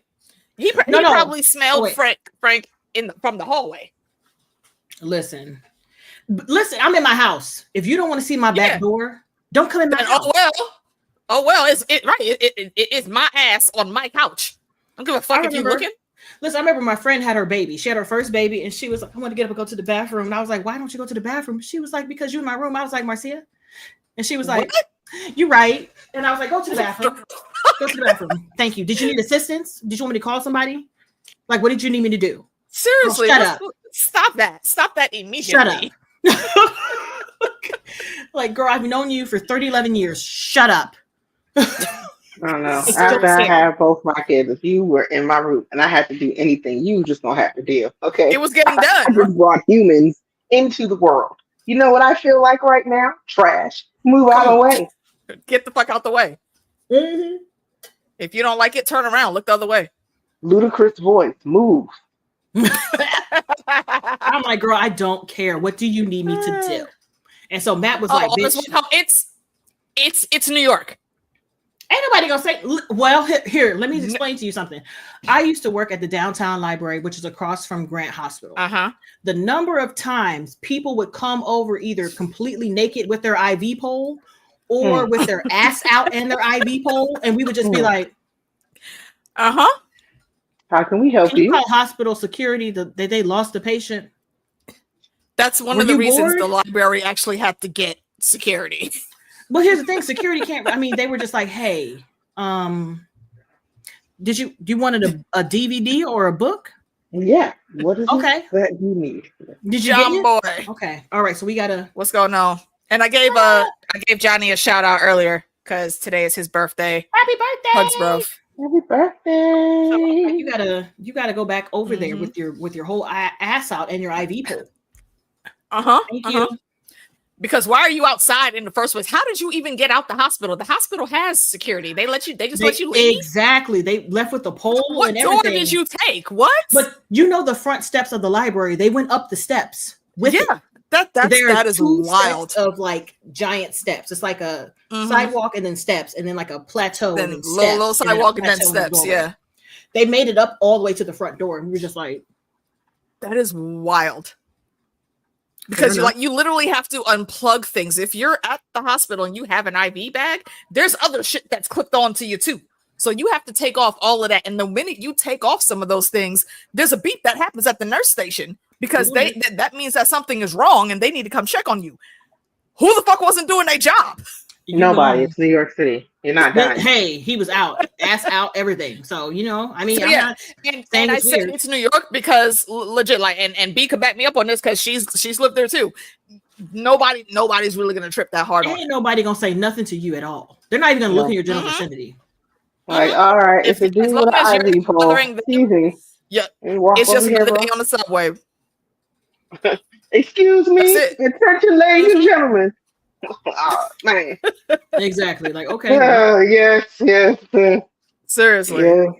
Like, well, but I guess Daredevil changed. He went to the roof. But he went to the roof. He suited up.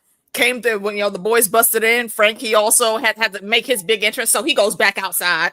Daredevil comes crashing through the skylight. Frank comes in through the balcony and starts fucking people up in the way that I have missed watching this man fight. Just in the best way. It's just something about the way he moved. And I know that may sound morbid, y'all, but when Frank go to work. Frank said what he said. He said he what was he like, said. I'm not playing with them. We're not playing patty cake out here. The whole time is saying, Frank, stop. No, bitch. Shake. Frank was like, stop what? Stop what? Cash. Stop where? Stop who? Ping pow. Stop wow. Did you see when he put that man against the counter, his teeth went out? Bruh, he ran out of bullets. He smashed his head on the counter. Came out with the knives. Somebody else tried to run up on him first. Knife shake to you and went back to bruh. Homie did not stop until like two dudes jumped on him and he was fucking both of them up on the floor. Here's the thing, and then Pretty Eyes tried to get a shot, and that his hand is now was on the wall. It was there, and that's what the fuck he get. I'm just like, that's what he get. But they didn't catch him fast enough. because he was able to get on the radio and say, "Hey, Frank Castle's here," and then Matt snatched the thing and said, "Oh, these bullets, this bastard ass Punisher symbol that they have on there, this was yours. You did this. So you shot my homie. You shot him. He was on his way home. And Frank is over there like Matt, do it. Do it. I bet you won't do it. Do it. Do it. Do it. Pull the trigger, nigga. Do it. Do it. And he's like, oh, you won't do it, huh? You won't do it. Is he worth it? Pow. What about that, huh? What about that? Here's another one. Is that worth it? What you gonna do? What you gonna do, Red? It was great. What you gonna do? I was like, yeah. I was yelling the whole time. I'm telling you, I had a visceral reaction from the time that Matt walked into his apartment, and I was like, he was just complaining about coffee. And when he started whooping ass, and I was like, yeah. That is an interesting thought there, John. That Daredevil would be Blackfish in Game of Thrones. Blackfish also said what he said. He don't give fucks. And he gets busy, but he's also very diplomatic. He's like, he was willing to let what's his name, Edmure Tully try until he's like, get the fuck. Until so you know what, boy, get your ass back upstairs. He getting ready to float away. He ain't on. Like he's supposed to be on fire. Bro, Blackfish had no time for Edmure the whole of the series. The first time he was fucking up at the damn funeral, he had to snatch his ass out the way. Give me the fucking bow, you bastard. How the fuck you gonna miss twice?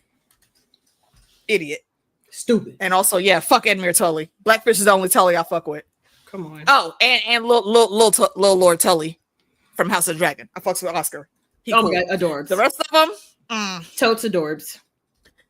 Yeah, so Frank is doing what Frank does. Handling. And in the middle of them arguing, Matt hears the grenade get rolled and he was like, oh shit, now we gotta run. What? Huh? Frank was like, what? Grenade. And they run out to the balcony, jump off, and they are up pretty fucking high. Hey, Daredevil, bro, have you got some superhero serum since last time we saw you? He was limping. The fuck? His ass was leaning. He was like, but he still made it. They both. It's a feat that they both survived. Matt, I get, because he a little extra, but Frank, sir, Frank be getting his ass beat and get up. Like, come on, maybe he's like, I'm tired. Like, he goes and takes a nap, drinks some coffee, and he's back out the next night. I'm with it. That's a strong Lord, just gonna Grouch Tully. Yes, I fucks with that boy, ma'am. So they both limp walking away, because it was a hard fight, even though they survived, and they did just jump from like a 10-story building, and the grenade went boom, so that like his whole apartment is cleared the fuck out. And then they start walking. Yes, I'm just gonna jump to the end and then jump back. Like Heather worked with Fisk after seeing her boyfriend's apartment explode. Like you didn't ask why it exploded. No. Did you even try to call and find out where the fuck this man was? The hospital would let you know he wasn't there. And then his apartment blew up. Ma'am? Okay, I just want to throw that out there. Okay, continue. Fuck her. Continue. That's what I was like, continue. Yeah. You know what? Actually, we could just ship her to the Reach. Her and Loris could hang out together. I don't have time. I'm busy. Yeah, so there's headlights that brighten up the dark street, and Karen jumps out like, hey, come on. And Matt turns around, look, shotgun. Listen. And they both start down half waddling over there, because everything hurts, as it should. Crazy bastards. And I just love him and Karen together. I just love, when I mean him, I mean the Punisher. Frank and Karen together. They vibe. I'm a little upset that there isn't a more of a thing there. Like, it's a little thing, but there should be a thing. She needs to be thrown everywhere, upside down. No, it doesn't. Listen, she can't. And I get it. She needs to be smacked, flipped, and rubbed down. No. See, what it is that she already knows. She's like, if I do this, I will be caught up. And catch me. The level of caught upness that I will be. Butter me down like Christmas turkey ham.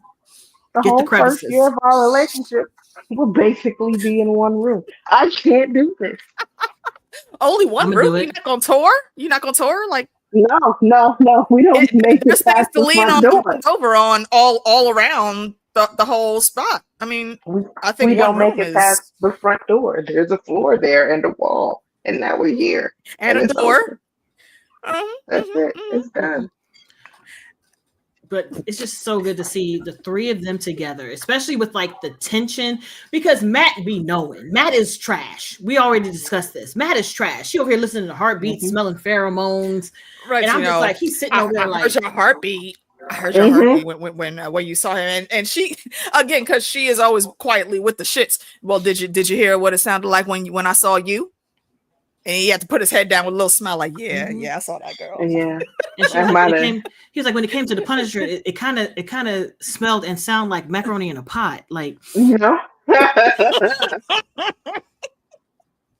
heard it and I smelt it. I wouldn't say he is given passes. He don't forget, he has been locked up. Listen, Frank tell you what it is. He's like, don't consider me no damn hero.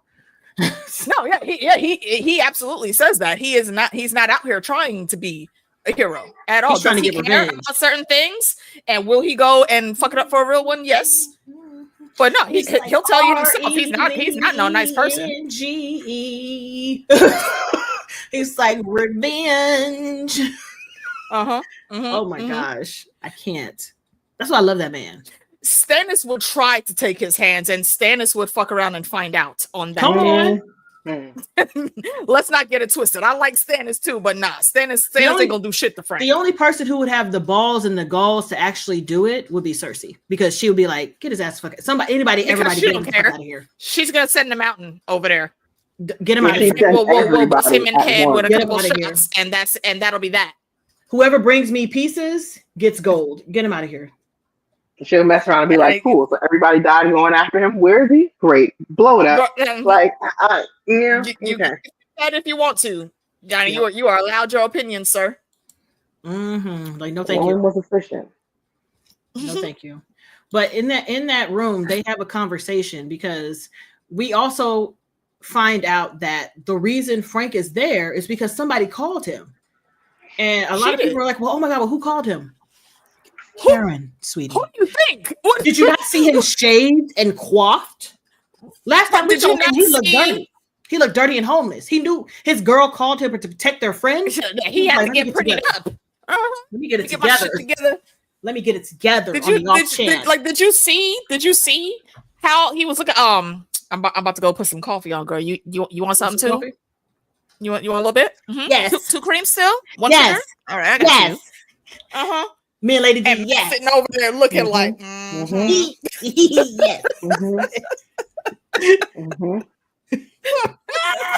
Yes.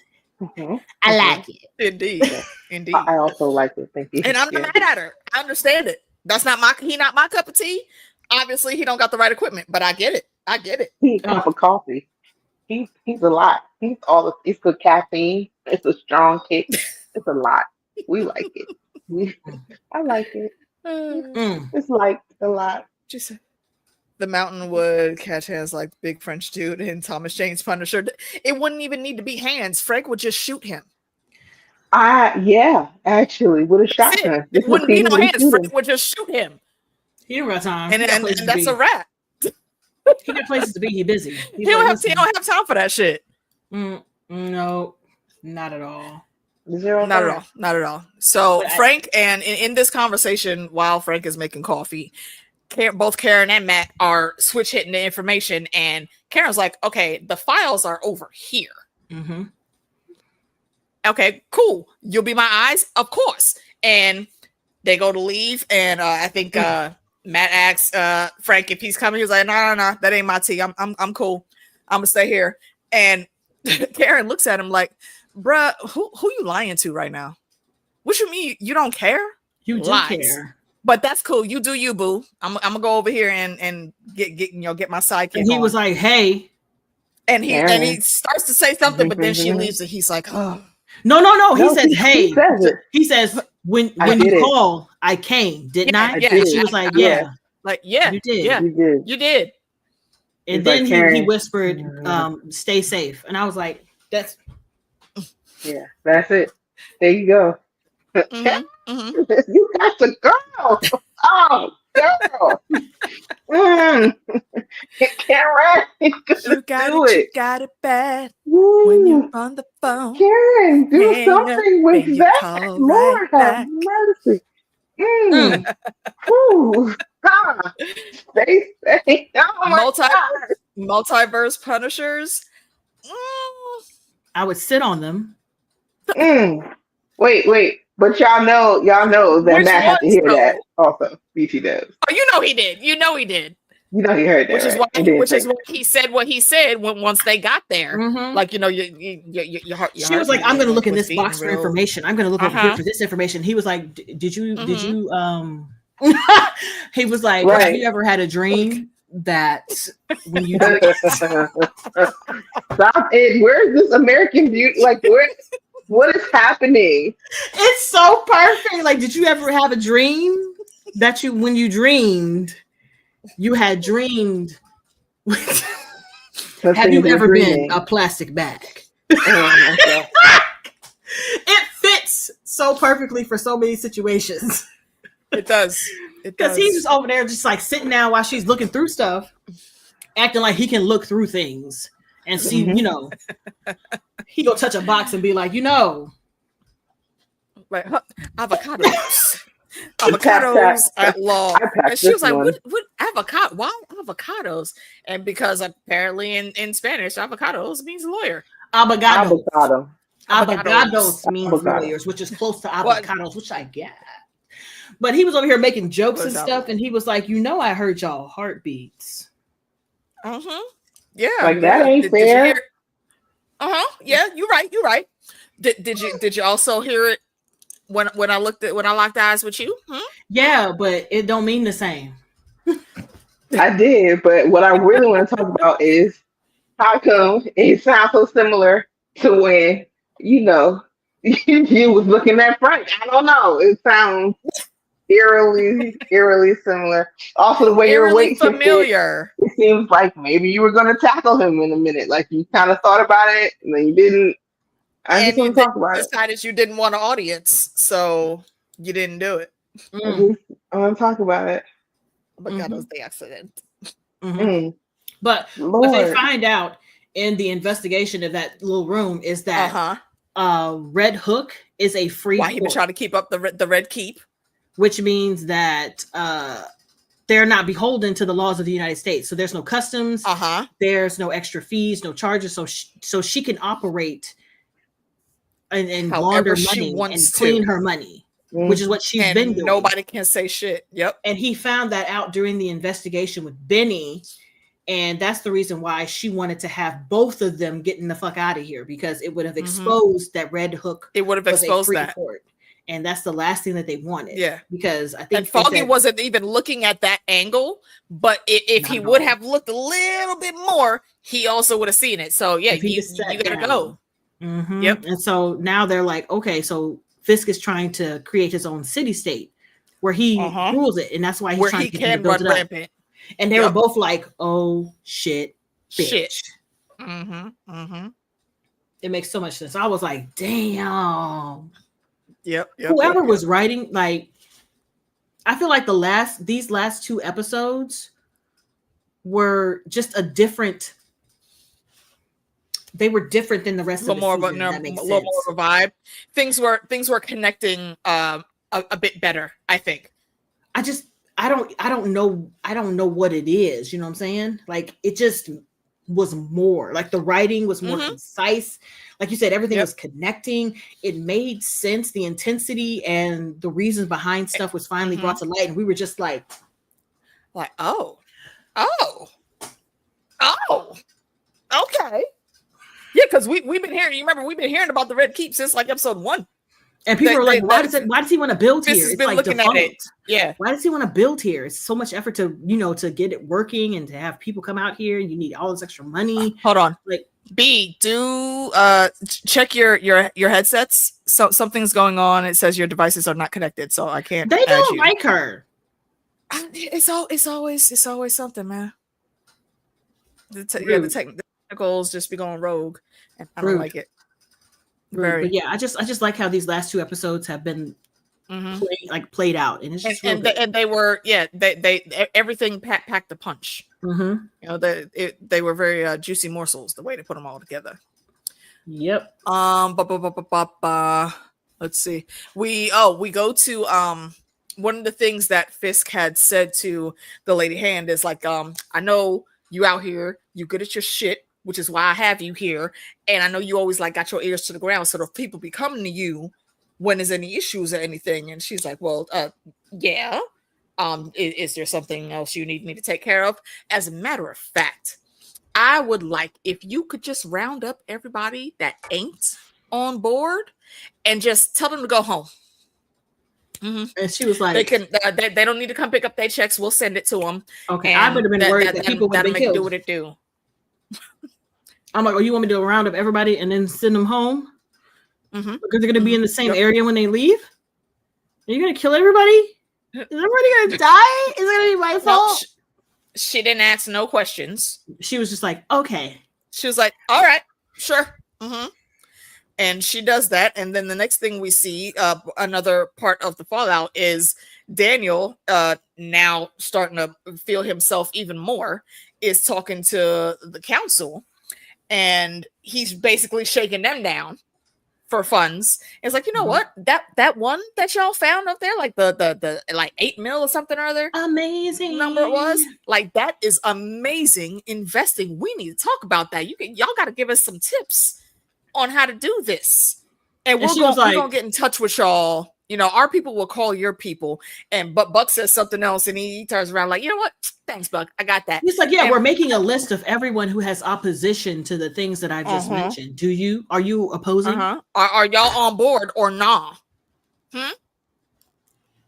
And it very much is a very threatening situation, and every last one of them know that. Yep. And so I think that was the last time we saw Daniel and Buck. That's the last of Daniel and Buck in this episode, I believe. So, did we go over to the commish from here? You mean him getting into the car and being sent to glory? He goes in, and the driver that's in his car is he knew him when he was a rookie, and he's sitting there talking and chatting a little bit, and he's like, that's fresh ink on your neck right there. How you want the task force now, huh? Yeah. He's like, yeah. You're like, you know how it is, just trying to survive out here. Again, another person that has to do what they have to do for their own survival. And I feel like at this point he knows. Yeah, right there and there, like, he knows. All right, well. And mind you, he has not even been home yet. We've only seen him making moves from after the incident. I think him getting in this car, his driver was supposed to be taking him home, but he knows he's not going home. Nope. And they take him over. They take him over. Oh, there we go. They take him over right to the Red Keep. We cut away from that for a little bit because Frank is now in his feels because his baby boo has said, I'm disappointed in you. Come on. Not wanting to come and help. Okay, I'm gonna use the restroom real quick. I'll be right back. Yep, good. And he he walks, paces around the room a little bit, and then he decides, you know what? Fuck it. And he goes in, and I feel like Frank usually moves a little bit smarter than this when he goes on his side quests. Like, but buddy, you know you're going into a very heavily manned spot. I know you're good, my dude, but you're alone. Come on. This did feel vaguely suicidal. Like, what are you doing? Like, it made no sense. Like, what you should have done was went and caught up with Matt and Karen, because then eventually they'll end up there too. But I'm not even. I think it would have been better if they would have linked up and both Matt and Punisher would have heard what Karen had to say. Because you go down there, you're asking to get killed. That's not what we're here for. I thought you wanted to actually save the city. You wanted to get rid of this bad person. You can't do that if you're dead. Yeah. Yeah. Which is maddeningly absurd. But the inevitable happens. He gets overwhelmed. He went in there. They said, "Yo, Punisher's here," and they're given the order to take him alive. Do not kill him, because these assholes they literally idolize this dude, but they don't understand that Frank is going to look at the bastardization of all of his work and what he stands for. Like, y'all want me to do what? Join you? What do you mean? I can. He tells him, like, you can do what you do without like hiding from him. Like, motherfucker, I'm not hiding. What do you mean? Right here. You know, I am who right here. and I'm also not gonna be out here doing no bullshit. When I go after people, it's people that actually deserve it. And I'm not, and that's not me saying that he gets a pass on anything, because again, do remember he has been locked up for all of his shenanigans before. Mm-hmm. However, I will say though, they deserved it. And it's the same thing here. No, Frank is not going to join you. He's not going to come in and be your leader. He does not care about y'all wanting to be his minions. So no, he basically tells him to go fuck himself, and they beat him up a little bit, and then toss him into. I forgot. I started calling it the kennels because I was too lazy to look up what they called it in the Wheel of Time. Where the Sanshan were. That's basically what that room looked like. That's where they end up taking him a little later in the episode. But from there, we cut back to the commish? Well, somewhat. There is a small scene where she's outside Fist's room, hearing him, listen to what she recorded, and she is panicking like shit because she knows, again, there's no way out.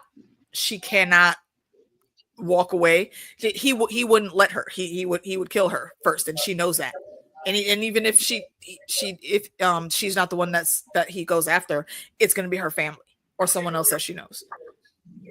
So she very much looks like she's being held hostage near the end of the episode, and she kind of is, which is very sad. But that is how it goes in these stories. We do cut back to the commish, and he's trying to I don't want to say make light of the situation, but he's Fist, there's easier ways to get me in a room to chat. Like, you didn't need to do all this. And Fisk, of course, because he likes to play to the crowd, he says, well, no, I mean, you usually take like a back seat on these things, you don't like being out in front. Well, I mean, his job kind of dictates that no, he's not supposed to be right out there in front. He's the one that sends the guys out at this stage in his career. And Fist is talking, and he says, I just want them to see what you have ended up as. While they thought you were great, no, I'm about to tell them different. And he goes full comic Fisk, and he manhandles this man and literally crushes his head with his bare hands. Watermelon. And every face in that room is looking like shit. I don't need to be here. Yeah, but they also know it's that line, one of my favorite Sunny lines from A Bronx Tale. Now you can't leave. Yeah. Every last one of them now officially knows. If there was any doubt or wavering, they know right now none of that matters. You can't go anywhere if you want to continue breathing. Yeah, that's what you get. And he so daintily pulls out a handkerchief. Like that. Take him in a little bit of blood fast. So yeah. I didn't think Disney would do it. I wasn't prepared for Disney. The minute that white suit came out, I knew it was done. That's full on Fist right there. No, that could be full on Fist, but I was not prepared for Disney to show it. I didn't think so. I didn't think Disney would show. I thought they were going to show the blood as it pops, like, oh, blood. But no, they showed the face. Nope. And the head and the Disney knows where their money comes from. They know if they fuck this shit up, that's going to be a whole lot of money lost because all the comic stands will be out here rioting. Listen, I don't have time for this. Like that black cop, what's his name? Luke. He's like, oh, that killed me also. For a hot second, he said Luke. I was like, wait, huh? Yeah, I was like, huh? But no, I got no. Then the camera turned around. I said, oh, okay, it's not the Luke this is not the Luke that I'm looking for. But I'd have been pissed as hell if it was him, because I expect you to crack him like a fucking lobster. You're Luke Cage. Out of all the people who could put Fisk in the dirt, you're Luke Cage. I expect you to. You know what I'm saying? But I'm just like, bro, what are y'all stuck in here with this man? He's not stuck. Right, exactly. Rorschach, right there. I'm not locked in here with y'all. Y'all are locked in here with me. Come on now, stop playing with this man. Before he did anything, I would have passed out. I would have pretended to pass out. And like, oh, oh, woe is me. Wake up like, oh my God, what happened? Because I don't want to be a part of it. I'm not a part of this. That is not my business. Yeah, he gave him the double throat chop and a squeeze. Yep, he did. Like, because I often forget how big the actor is, because for some reason, Vincent. Oh yeah, when I look at people, I can't like discern size or height unless there's someone obviously short next to them. Like in Wheel of Time with Rand, the actor is 6'2", but the guy who plays Rourke, he's like 6'6", and I was like, I can't tell. They both look tall, but I'm like 6. Rourke. Y'all go again. Well, first of all, I'm doing the same with Rand. You know, all I want is a redheaded baby. Like that, Rourke. This is disrespectful. The things I think sometimes, like, this is disrespectful. Tree climbing. I am vanquished. But I'm just saying, like, people like seeing Fisk at like big as he is, he's gaining weight again. He's getting the muscle and the fat together. He's telling these people, like, listen, we are all in this together. Because where you going? Because where are you going? Nowhere. And they have it worse than his secret police, because the secret police wasn't even there. I don't know who these guys were. The new recruits that he was bringing in, because the other ones did get blown up and died because the Punisher. Yep, a lot of them are gone. He had to replenish the ranks. He did. So Karen and Matt end up getting there right after this, and Karen is like, "Bruh, you will literally die. You can't go down there right now. What are you doing? If you actually want to take this dude out, you know this ain't it. What is it gonna help if you go down there and they kill you? Then what? Be smart about this." And he catches the wisdom and he takes it and he says, we're gonna need an army. So the remnants, the beginnings of the army that we see is they head back to Josie's. That's the meetup spot. And this is the asterisk I put here is missed opportunity number 1, because I just knew in my soul when that door opened and he walked through that the fucking defenders was gonna be right there, and they weren't. I wouldn't even have said the whole defenders, even like Jessica Jones and Luke Cage, like just them being like exactly. Or matter of fact, no, even better. Why is Misty Knight not here? She's still a fucking cop. Yeah. You got Angie Kim. You got Angie Kim there. Cherry was there. It was 2 other lady cops there that we don't know yet, and I think it was Kristen was also in there. But y'all don't have Misty Knight. No vigilantes. No, like lesser known or unknown vigilantes. Person? People were like, I expected to see Spider-Man. Like, first of all, you're reaching. Why you would never see Spider-Man there? Like, no, they would never just drop Spider-Man in like that. No. It would be an entrance for Spider-Man. That's a hell of a reach. Yeah, I expected them to like pull like, or you know what? This right here, and I'm very surprised I'm even thinking about this, but there is one other person that would have made sense because he does do the background espionage stuff and gathering information and whatnots, and we saw this in the Defenders and also in his show. If and I know they're gonna give us Iron Fist, it would have made sense if he, even by himself, was there. Mm-hmm. But to not have anyone there at all, that makes no sense. Especially when it's the Defenders that are on the same level with Daredevil and seeing the shit going down. You know who else could have shown up and been there? The Swordsman. No, the Swordsman was in a cage. Yeah, the Swordsman was in a cage. Yeah, that is, he is in a cage. Sir, get out of the cage. Frank got out of the cage. Get out of the cage. I don't want to hear it. Maybe Frank left them out the cages. I think that's what's happening. and actually, is he in the New York area? Ant-Man, yeah. Wait, no, he's in California. That's what I'm like. Wait, California? What? I thought he was in California. Yeah, I'm fairly certain that they're in California. I don't believe he's moved to New York.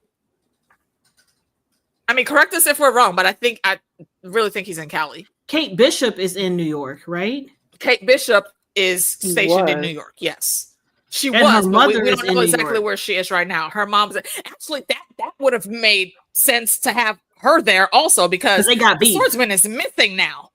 Look, so first of all, her and Fisk got beef. So yeah, they got real turkey ham happening. You can't tell me that woman is not into something. And me and B, I think, talked about this the last time too when we were talking about what was it, me and B, or was it me and you, Meeks? Maybe me and Meeks. I don't remember. But we had a thought that she was also, just like we thought with Hawkeye's wife, how we found out that she used to also be an agent of S.H.I.E.L.D. I think Hawkeye's mama, she was into something, because you're not gonna tell me that motherfucking definitely into something, because she was a part of I want to say she was a part of an evil organization, because that's what her and Kate had separated on, because Kate wanted to do stuff for good, and her mom was like, I'm gonna need you to secure these bags for the family, because her mom was like a mafia boss or some shit, because she didn't play, people didn't fuck around. And that's right, and that's why Fisk wanted her on his team. But no, for what I'm saying is, you do not just turn around and look into a crowd and pick out a Black Widow. Mm-hmm. And this is Yelena, Black Widow. She knows how to be inconspicuous. And this woman turned around and just looked dead at her like, bitch, I see you. She's like, I want you to see me seeing you. And that's stumped Yelena. So that's who the Swordsman is married to. I bet you that woman is on the lookout now, because no, her man can't go missing and she don't know what's going down. Mm-hmm. I don't think Fisk wants any part of her, because I think Fisk is dangerous for why the United States, alone. But she's worldwide dangerous. You know what I mean? It's like a different caliber of, you're gonna go missing. Her ledger is already clear. Like you're going to go missing. Her ex-husband owed him money. She's paid that. She's cleared that debt. He has nothing on her, and he don't want no piece of her. Everybody else that you've seen him mess with, there are people that have cleared their debts, but he still has a rope on those folks. This is the only one that he has not said shit to ever again once she cussed him out that last time. Like, look, here's your money. Fuck off. I said what I said. Mm-hmm. I feel like, again, just missed opportunities in these final scenes. Mm-hmm. When Frank was breaking out, I appreciated the way he did it, but also I expected one of the Defenders to run up in there like, hey, got y'all, let's go. I didn't expect that, because listen, the moment Frank started being charming, I was like, you should have working. He went right to work. You know, Frank don't give two shits. Mm-hmm. Right? And don't give up. He's like, what's your name? Oh my God, it's such an honor to be here with you. You from Jersey too, bro. You know I'm from Jersey too. Let me shake your hand, bro. He brought that whole arm in there and snapped that bitch from the top. I was like, knocked his ass out, then stole his keys. Look. That's what we were saying earlier when somebody said they got Frank. No, they don't. They thought they had Frank. Frank don't stay down for long. Frank is free. I was yelling at the TV. Like, y'all have stopped kidding me. Like, who is dumb enough to be like, sure, Frank Castle. Let's have a conversation. Why did he have the keys? You're just the guard. What is he walking around with the keys for? That is true. And then I'm on top of that, sense. I'm like, Frank explicitly told y'all that he don't fuck with y'all. He don't like none of y'all. He said y'all a bunch of clowns. He said, this is not what I stand for. You think you know pain? You think you know my pain? You don't know me. You know me? You don't know nothing about me, Nick. The fuck? We not friends. And you fell right into it. Right. Hit him with the putter there. Cut. And right. And you're such a fanboy that you fell for that shit. He did. He put it right there and he dragged it through and he snapped it, bitch. Slim Jim. Right. So yeah. So he very casually now is just unhooking himself and he's in the same room with everybody else. So he might not let everybody out, and I don't blame him for that. But I'm fairly certain he's going to at least take the swordsman because we know there's something up with him. Like I hope he let somebody else out. DJ, shout out to DJ Wun Wun, the homie. Check his channel out, y'all. His links are down below. He had a theory that she was possibly another mass vigilante, or either her or her husband. Like her name is Artemis. Like that literally sounds like a vigilante name. And it just there were other little quirks with her that just seemed, because they zoomed in on this one. You know, all the people at that party, they zoomed in on her and the swordsman. There's reasons for that. So we're gonna see her and her husband back here again. Doing what? Don't know. That's a dark helmet move. Dark helmet. May the Schwartz be with you. I love that movie. So yeah, we'll see if that theory pans out in season 2, which would be interesting because what if there was like there's the Defenders? What if there's like an old school Defenders like group of older heroes out there? I like the thought of that. I do like it, but I have to see it, especially with Fist trying to shut it down for a real one. Because if they're older heroes, I would assume that they all have money. Yeah, well, these two do. Yeah. So I see your Schwartz is as big as mine. I can't. Go home, sir. Go home. So yeah, let's see. And the final scene of the actual episode, because Frank was the Easter egg, is the press conference where Fisk calls martial law. There's an 8 p.m. curfew. Vigilantes are outright outlawed. If you get caught up, you're probably gonna die. And that he frames the commish disappearing as he sent in his resignation because he didn't want to have to deal with this problem. But I am here out in front on the front lines, trying to make sure that everyone is kept safe. And with that weird smile, martial law, right? That weird smile that Vanessa perfectly mimics when they walk through the damn kennels and go to have dinner. Well, here's the thing. I think hers was a genuine smile, and his at that time was a genuine smile. So. That shit he did for the camera, I don't know if you even call that. It was like a grip. It was like a. Yeah, it looked weird. I don't know. They both look very weird to me. Just stop trying. Let it go. Just leave it alone. I don't want it. So, yeah, that's where we are. Agent Poindexter is in the wind. He's at some. He's looking at some busted up place. We don't know where he is, but he is out there, effectively in the wind. And the group is at Josie's.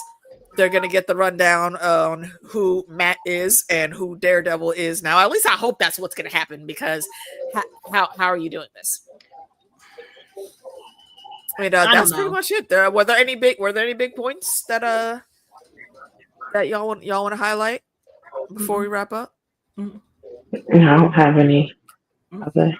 I think that's it. So let's see. What are we going to rate this finale? Let's do one for the finale and then the season as a whole. Yeah. We got to do, I guess, head pops, melon pops, face pops. Head pops. Okay. How many head pops? How many fists do we give it? I'm going to give it a very strong 9.25. I'm giving it a 9. It would have been a 10 if they would have gave me a couple of the Defenders, but they didn't. So I'm giving it a 9. A solid 9 for me. Yeah, I'm down with a solid 9. I'm down with a solid 9. I really do. I agree. Like, I really do feel like, talk about missed opportunities. Guys, we have been waiting on Daredevil for years at this point. And we have wanted our defenders back. Like, give us Cage, give us like Jessica, please. Like, you know that we wanted them so bad that y'all brought them into Disney Plus and then said, okay, exactly, this is canon now. Like, you know this. Like, why would you do this? Why would you do this? So, you make the announcement that everybody is coming back and you don't give us one. They're like, yeah, everybody's coming back. When? And, bro, you could have had, they could have had Rosario in there, the night nurse. Okay, give us our night nurse back. Any of the big side characters y'all could have gave us. I feel like Rosario, the night nurse, she would have been the perfect one because she is the character throughout all the Netflix shows that has been on everybody's show. She could have been at the fucking hospital. That she could have been. Angela was in the hospital. When Daredevil was in the hospital, she could have been there. So many missed opportunities right there. And it's just a small thing. She didn't need to have no big storyline or nothing. Just we at the hospital, we gonna see the being there, seeing her being like, oh my gosh, okay, what's going on? Doing some nurse talking. Like we could have did that. That's cool. Exactly. But yeah. So that's that. For the season as a whole, I think I'll also give it a 9. Because again, missed opportunities there, and there's a couple places that were a bit sketch, but overall, for the most part, I definitely enjoyed the series. I like the way they moved. The music was always popping. There wasn't too much going on to where I was ever bored at all, and I didn't want to see where somebody's storyline was going. So yeah, solid 9 for season 1. Who you got, Lady D? Overall season, this episode 9 is an 8.5 last one, and I hate Heather. So okay, I'll give the season as a whole, I'll give it a solid 8. Okay. And that's because I feel like, all right, there's a few things, right? I feel like from the beginning, like with Foggy, y'all taking Foggy out in the first episode, that killed me. Like, you don't do that. That was good, but yo, oh my gosh. What? And then he could have survived, man. He could have just been in a coma. Anything, right? Like then the dark, like the slow thinking of Matt, like, well, the slow fast thinking because it was like a year jump or whatever. Okay, but seeing him kind of fight with the Daredevil thing was annoying to me because in a way it was like, but I know you're going to be Daredevil again. Like, can we just get to this part and like all of the things? Yeah. Can we skip to the good part? You know what I'm saying? Right, like can we just like get into like all of the things? I feel like the Hector Ayala story was not developed out enough as much as it could have been. I feel like the Muse story, like what was the point in y'all dropping all of these like little things about Muse throughout all of these episodes? We're seeing the art. Then we're seeing him carry people off and attack people. We're seeing him like drain people.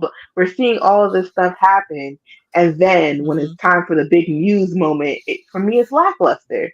He slammed homegirl head into the door jam, and that was as much excitement as we got. Like, oh, now it's time to fight Daredevil, and it's over. Like, I just feel like there could have been more. It could have been better, and what's good, Dante? There could have been more. AK, say hey. Where? Oh yeah, he can't see me. That's right. He can't see you. Well, lady, this is my camera's messed up. Scooch down. That's my brother Dante. Dante. I didn't. Hola. That's why I was like, here. There's still something. Merry Christmas. I'm like, drink that. Drink that. Hey, actually, quick question for Dante before he walks away. Is he taking any commissions anytime soon? Are you taking commissions anytime soon? Not with this job. He said no, not with this job. I have to adjust my schedule. He's still adjusting. He's still on training. Understandable. All right, cool. Yeah. I'll check back in a couple months. So you don't want the cup? Okay. Bye, y'all. Listen, that's how much I had. Yeah, that's my baby brother. Hello, baby brother. He don't baby. His hair is so much longer. Listen, it's down to his butt crack. It was long already when we met, but it's like super long. It's trash. He gets it trimmed every time he gets it done. Yeah, a lot of hair to lug around. Tell us how you feel. I'm still trying to like. I was trying something different to where it was like more fluffier. It would move more, but I started putting product in it because I had to comb it, and I was like, now it's starting to get stiff again. So that's how it happens. They get eyelashes and hair for some reason, and it's like, but why? But why? Why? I have cousins. I look at their eyelashes and I'm like, but why? Yeah, or like you don't even care about those lovely features you have. Why? Yeah. Why? But yeah, since he got this new job, he's still on training. He's still trying to like work out his schedule.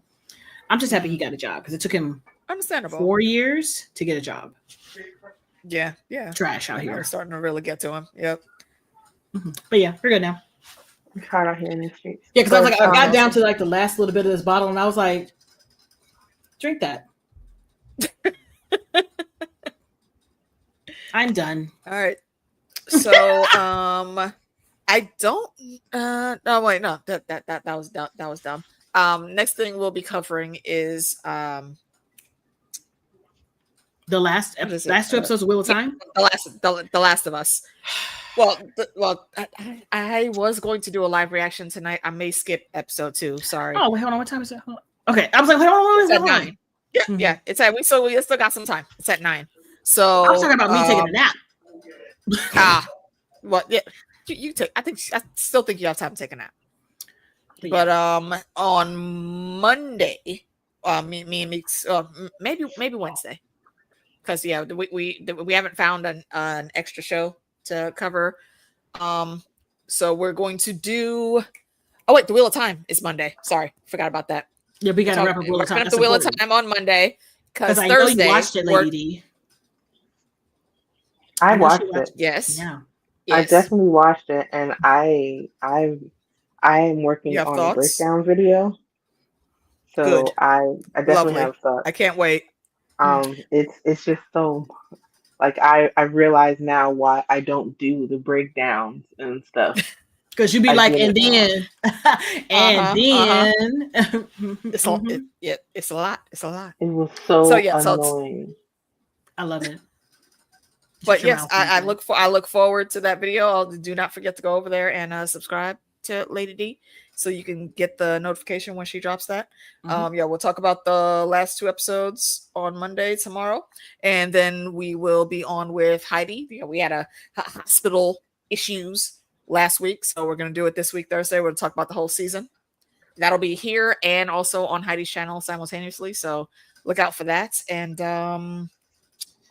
yeah, I think that's pretty much it. The Last of Us is going. I don't know what else we will be watching together next, but it'll be something. I'm just sad. Like all the shows are ending. Like all the things that we thought we were going to have this year, we don't have. Like Percy, we don't have. Interview with the Vampire, we don't have. They said 2026. They're going to come back looking like adults next year. What? Why did I think we were getting Fallout again this year? They're filming it right now. Like right now, they're still showing up stuff from the set. They're filming it right now. I wish we were getting it. I might do. Wait, is The Boys this year or next year? Next year. Hedge Night. We haven't heard anything about Hedge Night. I want to say that's going to be this year too. I just don't remember when. But we haven't heard later this year, and they haven't given us a date yet. No trailers, no teasers, almost in the nothing. middle of the year. They haven't given us a date. Yeah. It's weird. Yeah, no trailers, no teasers, nothing like that's weird. Yeah, I do know that me, DJ, and Fanda will be covering what is the name of that show with Poker Face. With Natasha Lyonne. Hilarious freaking show full of cameos of all of your fave actors, old school and new. And I think it's very quirky way how they go about solving the crimes in that show, and I really, really like it. So if you haven't watched season 1, go check it out. You can get it done fairly quickly. And May 8th is when that's starting, and I think I'm gonna talk to DJ about double streaming, so we do it here and also on his channel too. We'll get that up. But what else we'll cover? We just gotta see what is out there. Eventually, Oh yeah, Ironheart does start this summer. Ironheart's gonna come out, and we will definitely be covering Eyes that. of Wakanda, but I don't know when that's supposed to happen. Yeah, I haven't heard a date for Eyes of Wakanda yet. In July. And then eventually, in the next 2 weeks, we're going to do the Sinners, which is important. Yes, it depends on when these ladies we're definitely going to be doing that. Are able to watch it. Oh yes, Squid Game, Stranger Things. We'll probably definitely do just a quick recap about the whole season of season 2 for Squid Game, because we'll definitely be covering season 3 and Stranger Things. Is Stranger Things this year still? It's supposed to be. I haven't heard any buzz about it lately, so me neither. I'm like, you guys questioning that. Yeah, but we'll see. Just stay tuned. But Sinners within the next 2 weeks for sure. Yes, indeed. And shout out to the homie John Haymaker. Thank you for staying in and wrapping up with us. And we'll see you in just another couple days. Cool. Be easy, be safe out there in these streets. Peace out. Bye.